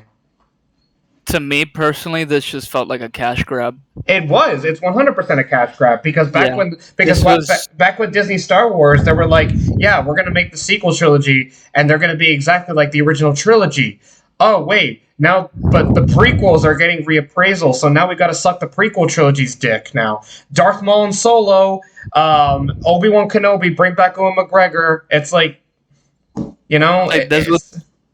this was just a blatant cash grab. But even if it is a cash grab, to me, I think I have to give this show a 6. Personally, a 6.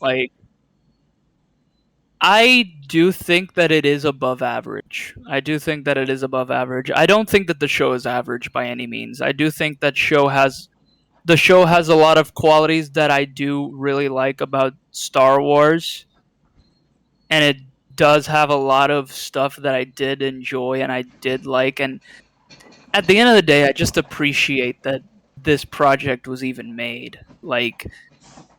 If you ask me, and I would think that Hayden Christensen would be back as Anakin Skywalker, I would say that it wouldn't even be a possibility.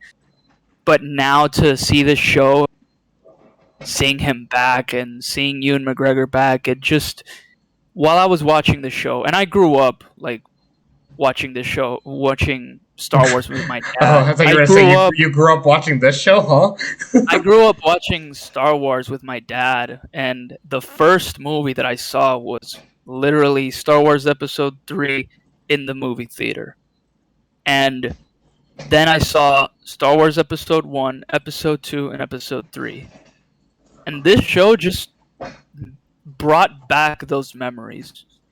Because it's also like how Call of Duty Modern Warfare 2 right now kind of makes me feel. For example, like Modern Warfare 2 way back in its heyday, I played that shit in the Xbox 360 and the PlayStation 3 way back.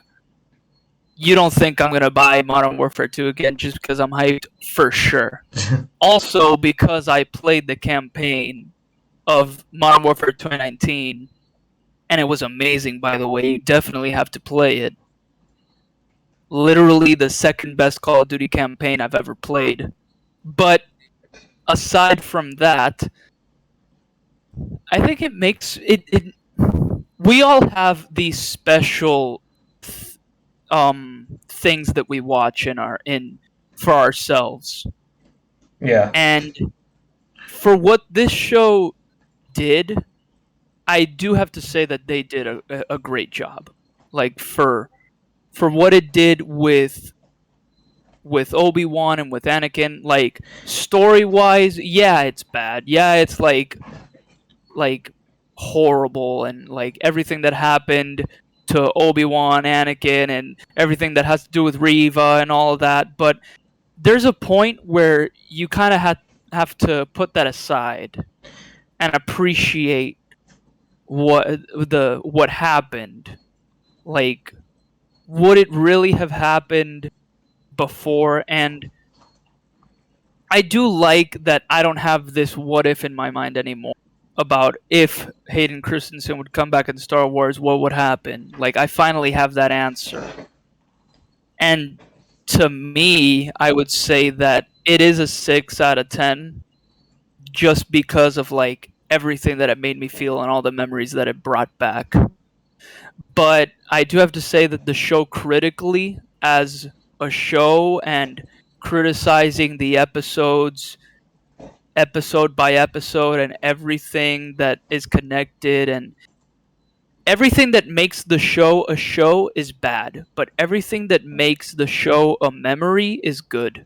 Yeah, like yeah, I agree with that. Like when the scene with the flashback with Obi-Wan and Anakin, like I felt like a kid again, and it's like that's like, yeah, because I grew up with the prequels too, That's at least what I appreciate. Like everything that made this show a memory is just bar none the best I've ever seen. Because yeah, of course, like I grew up with the prequels too. Like I felt that way too. There's not that many shows that do that. There's not that many franchises that have that. There's not that many anything that does that. And I, for one, have to say that for what they did, bringing back memories, it was great. But again, critically, as a show, as a TV series, it's bad. It's horrible. I wouldn't watch it again. No, I have no interest in watching. I'll watch it again. I watched the fight again. I watched the Obi-Wan versus Darth Vader fight again. Yeah, that's what I'm getting to. The way I would watch it would be completely different to how I would watch the show in chronological order. That's what I'm saying. Like if I rewatch the show, I would watch it in a completely different light and in a completely different way, skipping through everything because I already know it, and then just watching everything that I liked and just get on with it. It's very sad and in the ending, in the end of the day, I do have to give it a 6 out of 10. And again, critically, I hate to say it again, but critically as a show, it was bad. But making memories, and it was great.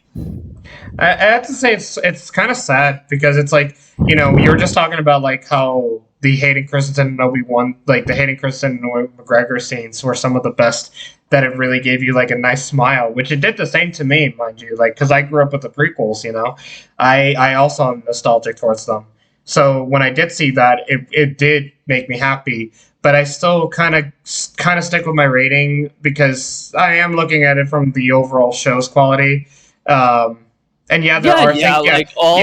All power to you for that. Yeah, like I still like those scenes, but like if anything, like at the same time, I don't think you're wrong at all for giving the show a 4 out of 10. Yeah, like because I don't think you're wrong at all. If anything, what you just said makes me wished we had more of Obi-Wan and Anakin in this show. Like if I wish there was more focus. I wish we never had Reva and Leia. If we had a show that was just Obi-Wan and Anakin primarily.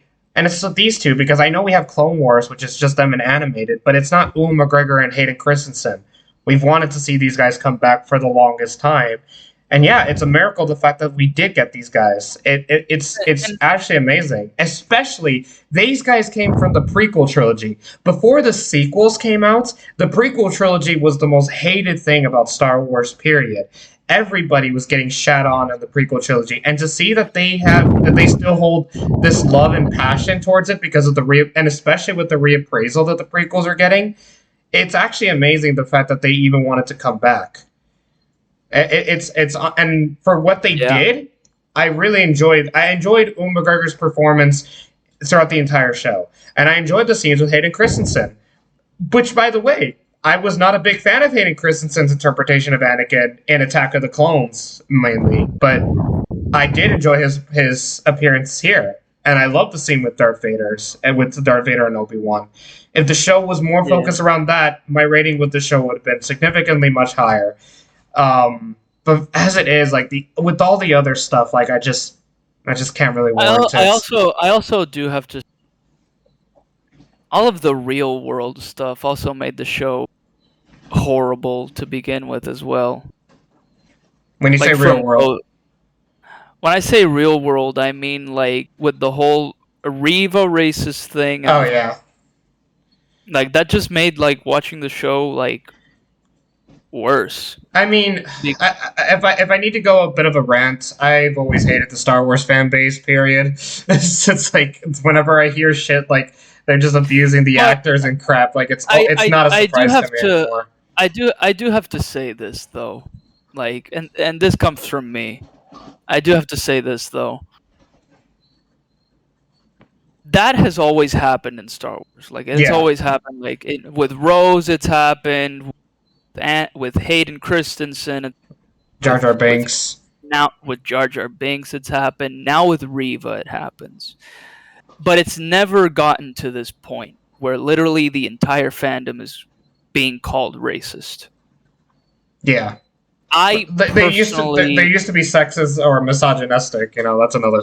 That used to be them, apparently. I personally don't think that.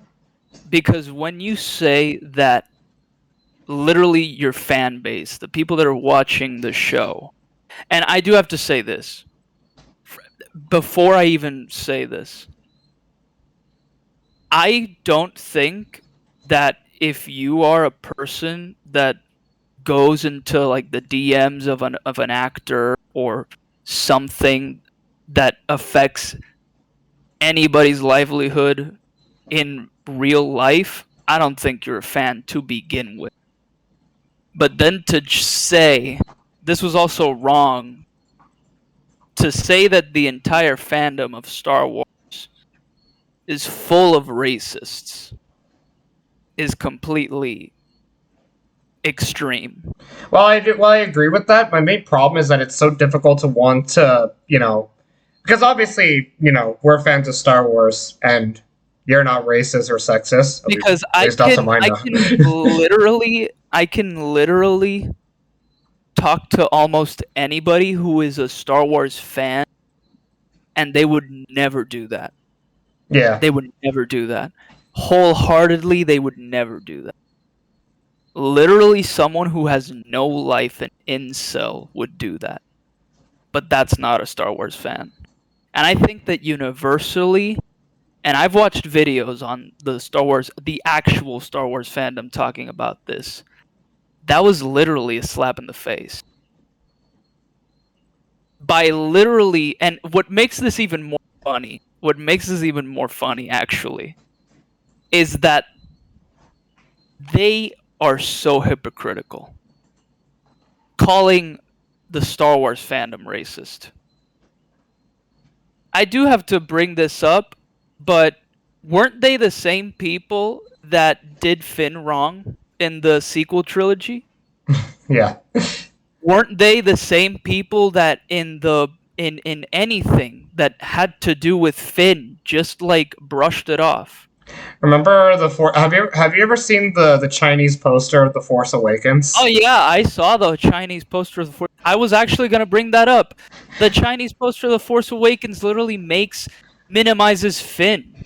Yeah, it's hilarious. It's so hilarious, and it's like, and the worst part is it's just that one. It's not even like the other two films. They don't do that, but it's like that one in particular. It's like, why? It's so dumb. It's that every single, and I do have to say this, every single actor in Star Wars or anything that goes after the fans is literally should be discredited. Because once it goes, because it just makes it so hypocritical. To be virtue signaling and to be saying that, oh, these characters are so brave and these characters are so this, so that.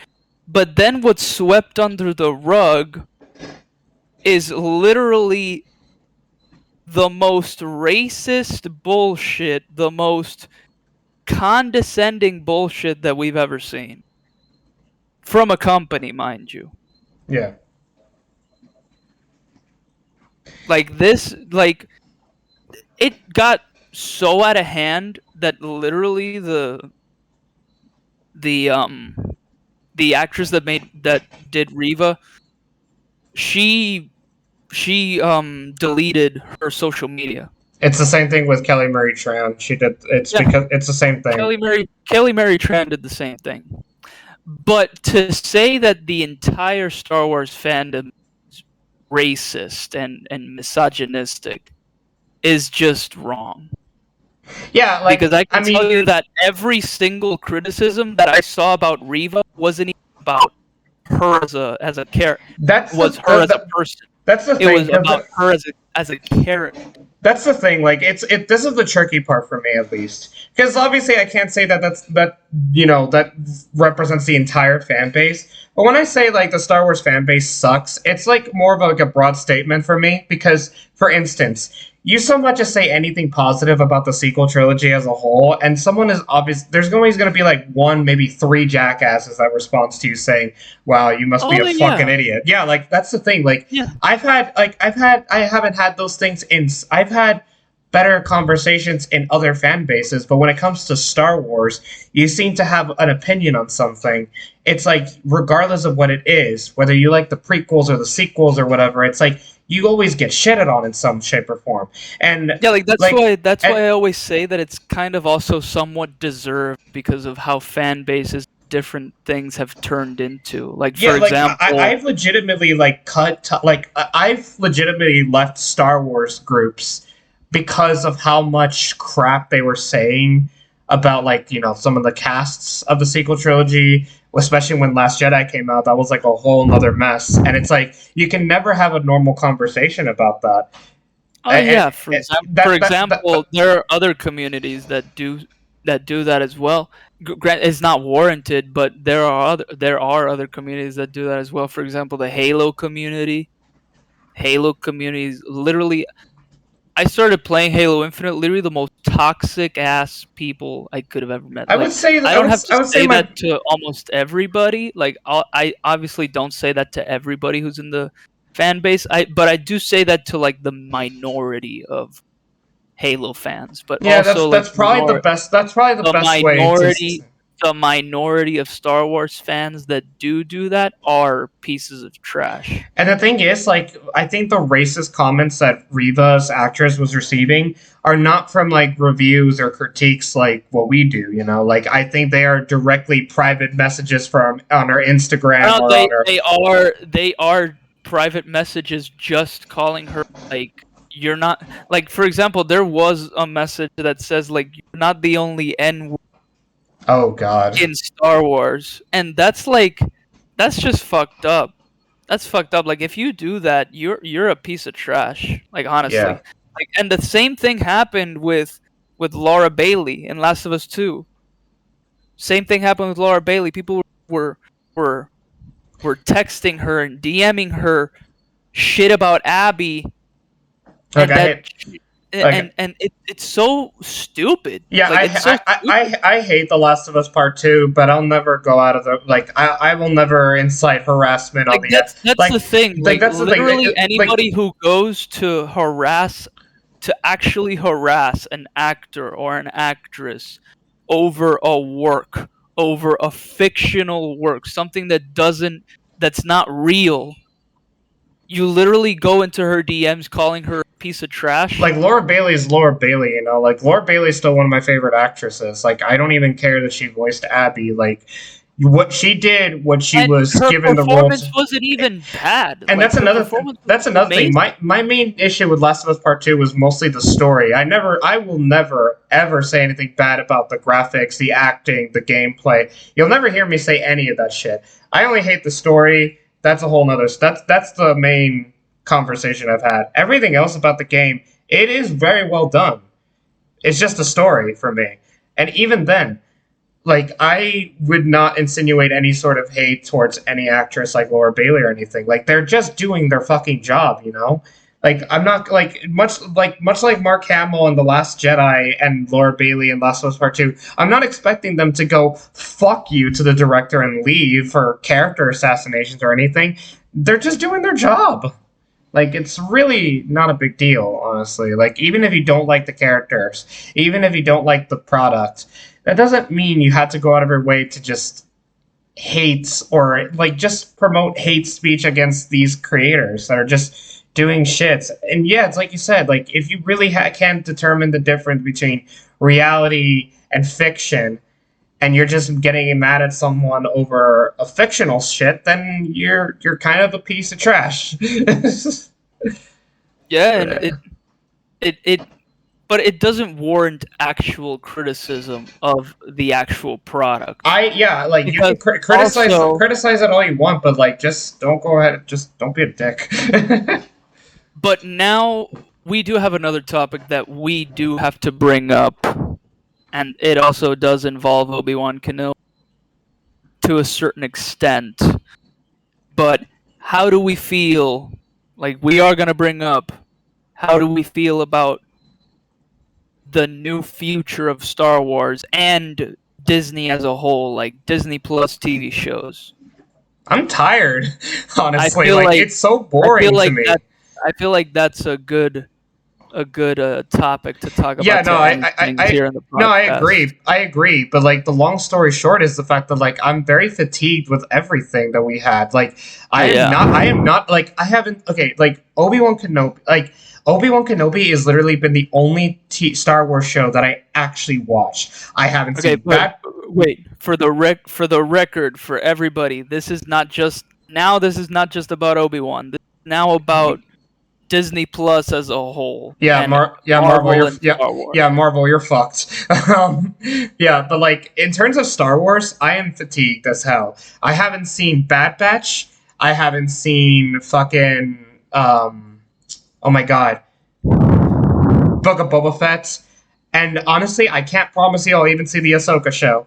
I don't know. I've never had a desire. I even struggled to watch this show a little bit. Like, I've seen the first episode, and then I hadn't seen episode 2 in a month or so. And then it wasn't until one weekend where I was like, fuck it, I'll see the rest of it. And it's like, it literally takes energy off of me. And that same thing applies to the MCU, except I would say it's a little bit worse. It's a lot worse with the MCU because the MCU at least ended really positively with Endgame, but the stuff that we have out after that, minus No Way Home and Shang-Chi. I kind of like Shang-Chi.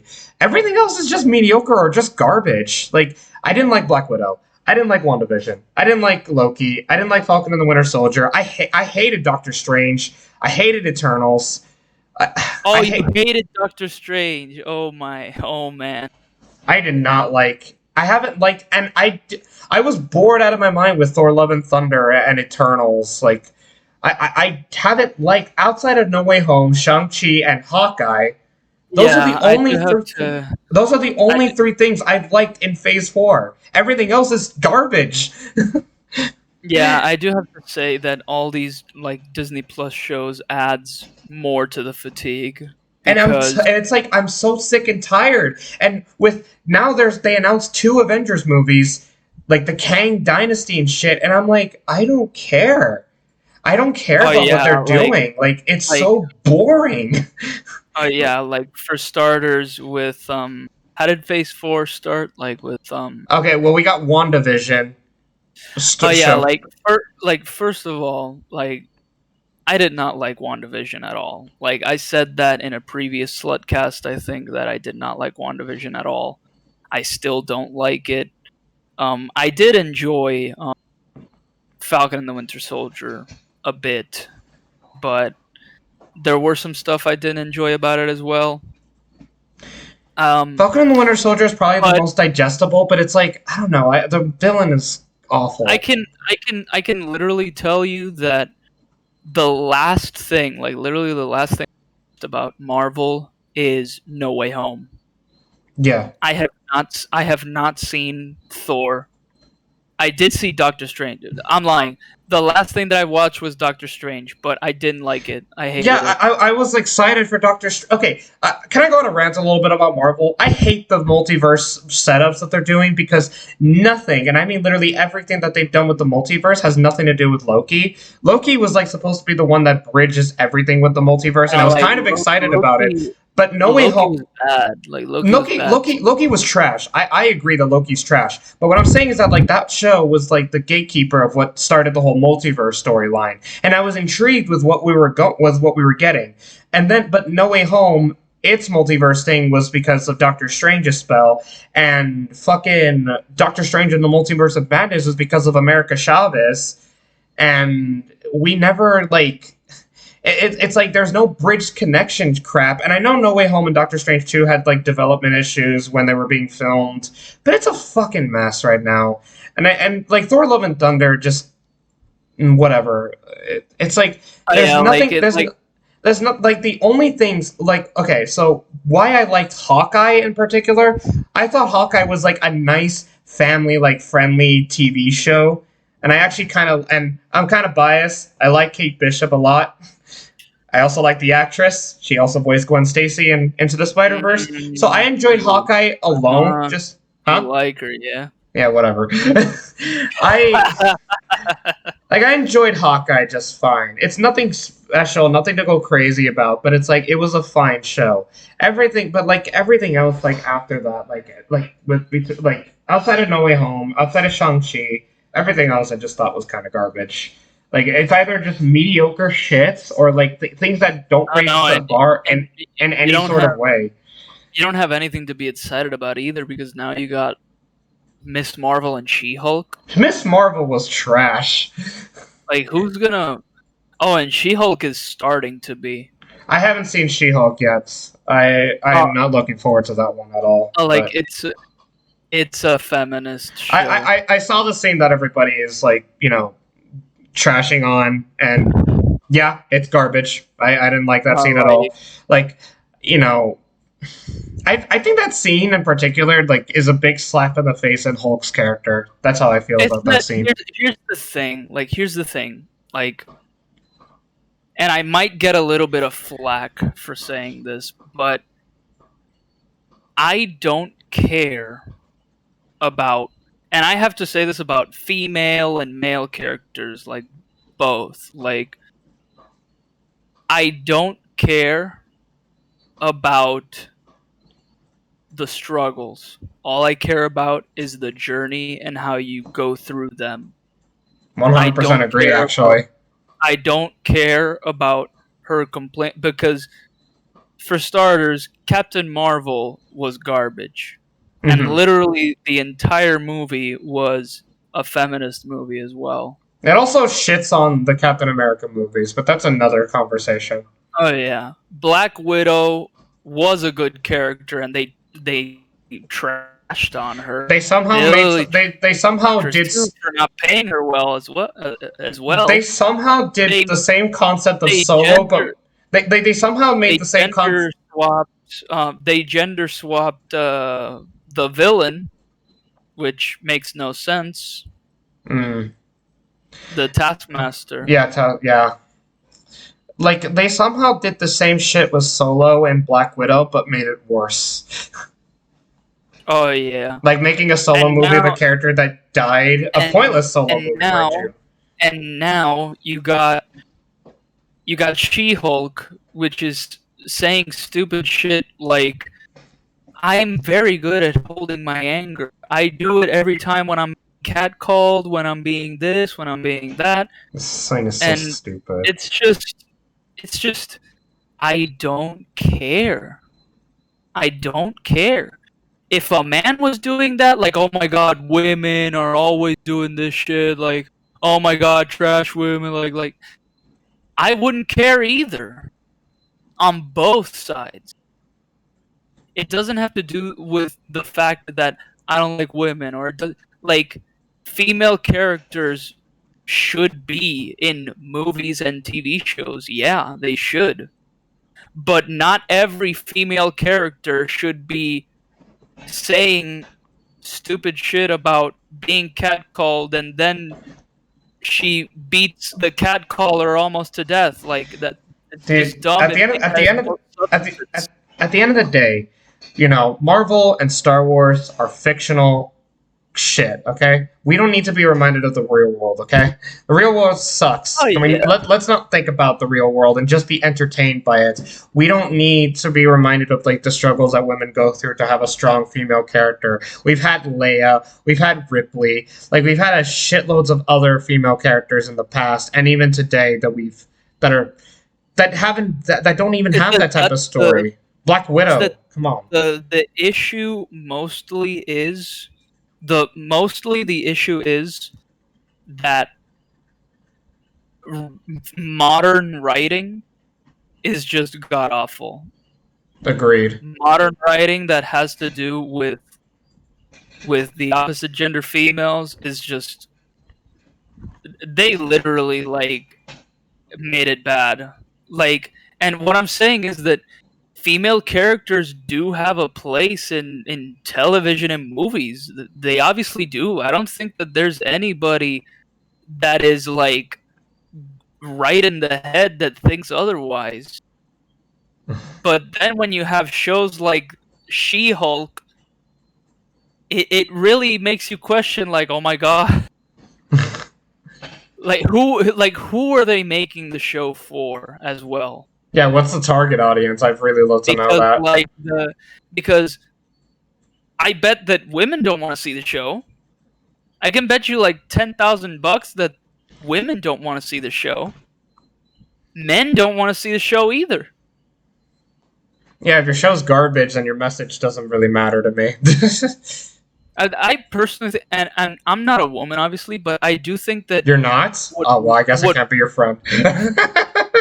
I do think that women, what they're mostly looking for is just that the character's a badass. That's it. Yeah, they want a really cool, strong female that they just want to relate to, you know? They just want a cool... And that's also something. Like, I also hate being told that just because I'm a man, I can't identify with this female character because it's not made for me. Like, that's just garbage as well. That's just garbage. Mm-hmm. Because I also identify to Ahsoka in so many ways, and she's a female character. Yeah, I don't understand why just because this is a female character that it automatically means we can't relate to that character too. I don't understand that. That makes no sense. What makes it so bad too is, like, the upcoming Black Panther now. Oh my. Like, I do want to see that movie because of like the implications of like Chadwick Boseman and what is next for the character. Like R.I.P. Chadwick Boseman. Yeah. Rest in peace. I personally am in the opinion that they should have canceled that movie. But I do think that it would have been more respectful to Chadwick Boseman if they did cancel the movie. I am of that opinion. They should have canceled that movie because I don't understand what the fuck they're even doing with this movie. But as well, because first off, I don't like it when people just use the death of an actor or the death of somebody to promote material, to promote a product. This is just like that. They're kind of like doing it, but like subtly. You know what I mean? Yeah, no, 100% subtly, because I still don't understand what the fuck the movie's about, just based on the trailer. Like, at least I have an idea of what a movie's gonna be about based on their teaser trailer, but this one I have no fucking clue. But also, I don't know if you've seen this TikTok of it's an African American woman, and she says, "Dear white people, on the first week of Black Panther, do not go see the movie." Okay. I mean, okay. That kind of does sound like racism to me. Yeah, no, it is. It definitely really screams that. But it's like... But I don't know, like, what the modern definition of racism is. But I guess if you offend the black people, then you are the racist. But you can offend the white people. I don't know. And like, as well, like, they're doing the same shit with Star Wars. Like, they're doing the same shit with Star Wars. The exact same shit. Yeah. That they were doing with Marvel, they're doing it with Star Wars. Yeah, they're both fucked. They're doing it with Star Wars, and it just goes to show, like, how like, making things political goes. Like, when you make things that don't even have to be political. Mm-hmm. It just goes to show, like, when you make things political, people don't want to watch it. It doesn't matter if it's politics that you agree with. It doesn't matter if it's politics that I agree with. I don't want to see politics anywhere. You know, that's actually refreshing. That's actually why I actually really enjoyed this current season of Stranger Things in particular. Like, it has none of that shit. It's literally just a good show with great acting and a great story. You know, it's like it maintains itself in the fantasy land. It takes place in the 80s, yes. But then you have every other Netflix movie, and it just takes away. No, but I'm gonna continue. Go on. No, like Stranger Things, like it's everything I want to see in modern writing today. And you know what? Even that show does a better job at representing a gay character better than like most of these shows. You know, it does a better job showing how strong the strong characters are. You know, female characters included, you know, and it's like it's just like it's self-contained. There's no political shit going on there. It's just the characters who are all really likable, and they're the conflict that they're going in, surrounded by great writing, great cinematography, great chemistry. Like everything about that show is fantastic. And then you get Obi-Wan, and it's like, and then you get Obi-Wan and Star Wars and Marvel and. Everything is garbage. We haven't even touched upon DC yet. But DC is like DC is getting a like I was gonna say DC is getting its own SlutCast at some point if we feel like doing it. Yeah, Ezra Miller too is getting his own SlutCast too. Oh God, no, not that. Ezra Miller's gonna get them SlutCast too. Oh God. And moving on. Anyway, yeah, Marvel and Star Wars are dead in my eyes. I'm tired of them. They're never gonna end, and I am fatigued to death. More of these shows actually take away from my excitement to watch the shows that I actually do want to watch. You know what's fun? You know what's sad? Because I do want to see Mandalorian season 3, but then I see all this other content, and it just like sucks, and it makes me want to not see Mandalorian season 3. Oh, actually, now I have two things I want to say. The first thing is, like, honestly, I kind of missed 2020 in the sense that we at least got a break from Star Wars and Marvel. Like, we didn't get a single MCU product in the year 2020 for obvious reasons. And now that you just brought up Mandalorian Season 3, you know what worries me? I really am worried that they're actually going to start referencing, like, shit like Book of Boba Fett or the Ahsoka TV show. And you're not going to understand it if you haven't seen those shows, making the Star Wars fatigue like even more draining because now it's obligated that you have to watch Book of Boba Fett and Ahsoka or whatever is tied up to Mandalorian. I know for a fact that there was an episode that was like basically Mandalorian 2.5 in Book of Boba Fett, so that's why I literally just gave thought of that, and they're prone to do that because they did that with the MCU, but that's because it was a connected universe. But Star Wars is Star Wars, you know, like. It not everything needs to be connected. God, why we're back to this whole connection rant. God damn it. I hate you, Disney. Yeah. Ruin everything. That we had a great back then. Up until Endgame, like I think we had a solid storyline with the MCU. And with Star Wars, I think it should have just straight up I don't think we should have just gotten another movie after the prequels and originals. As much as I liked Rogue One, as much as I enjoyed aspects of the first two sequels, you know, if we and never got if Revenge of the Sith was the last, I'm gonna say something that you would have never heard me say before, Slut. Okay, I'm curious. But everything that's happening now makes me appreciate movies like The Last Jedi.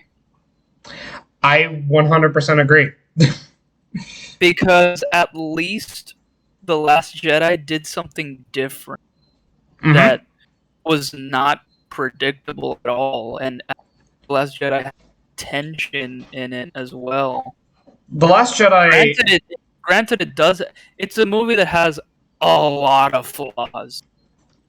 But everything that's happening now does make me appreciate The Last Jedi more for taking the risk. Like I remember when Rise of Skywalker came out, that it made me appreciate Last Jedi more because they actually took risks in everything that they did, and at least everything that they did made sense. And not only that, it's actually the movie where I most like Rey, honestly. And the thing is, like, regarding like all the other two sequels, I think Last Jedi is the one that stands out the most. It's the one that tries the most. Like, I'm honestly even still thinking if I even one that tries the best into not being so connected to the original trilogy, because you had Force Awakens that copied.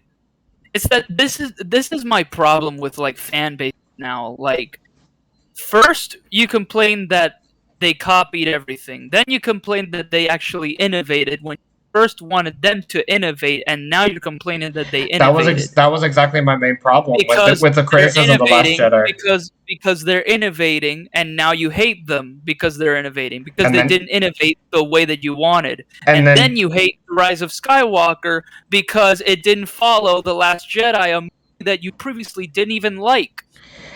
You know what? I saw a review the other day. Hold on, or just actually today. Let me see if I could find it really quick of Rise of Skywalker. Oh, it was such a funny review. Here it is. Congratulations, folks. You weren't happy with the prime rib, so you sent it back and ordered a Big Mac. You got what you asked for. Because literally, like, I can say the exact same thing for Halo Infinite. But here's the thing. I love Halo Infinite, the campaign.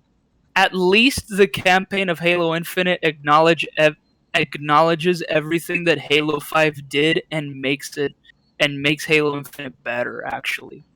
Because at least they don't scurry away. They acknowledge the past and they move on with the future. I find the sad part... it's not like Star Wars where they're stuck in the past and moving over to the future is completely and utterly stupid. You know, I find it sad that my favorite scene in Rise of Skywalker was the fucking force projection shit, which is from The Last Jedi. I find that hilarious. Even though Last Jedi is flawed, it did a lot of things that I do appreciate. Yeah, and like, I do wish that Star Wars did more. It was a product that I appreciated more now, and I did then. Like I remember, like when I came out, obviously I loved it to death, and I acknowledge some of the problems it has. But it's I personally think that The Last Jedi is going to be a movie like the prequels. Like, oh, I would hope so. Honestly, hate it, and then people start to really realize that, yeah, this whole thing as an individual movie is actually a lot better than everything that we've ever had. I agree. I would hope so. I really hope Last Jedi. I think Last Jedi does deserve a reappraisal. More specifically, that one. Yeah. I don't really give a shit about the other two. Yeah, it's that's also what I don't like about regular fan bases right now. It's just like they complain, like, and I'm not gonna say that I don't complain either, because I also complain. But also save that for other products that do the same thing. Because right now, look at Marvel, and I don't see that much criticism on Marvel's end the way that Star Wars is getting. Although Marvel does have its own fair share of criticism and its own fair share of dumb people, but I think that Star Wars is like the cream of the crop. You know? Yeah, I agree. Well, that's our take. Basically, long story short, Star Wars, Marvel, you're fucked. That's our take, guys. Do with that what you will.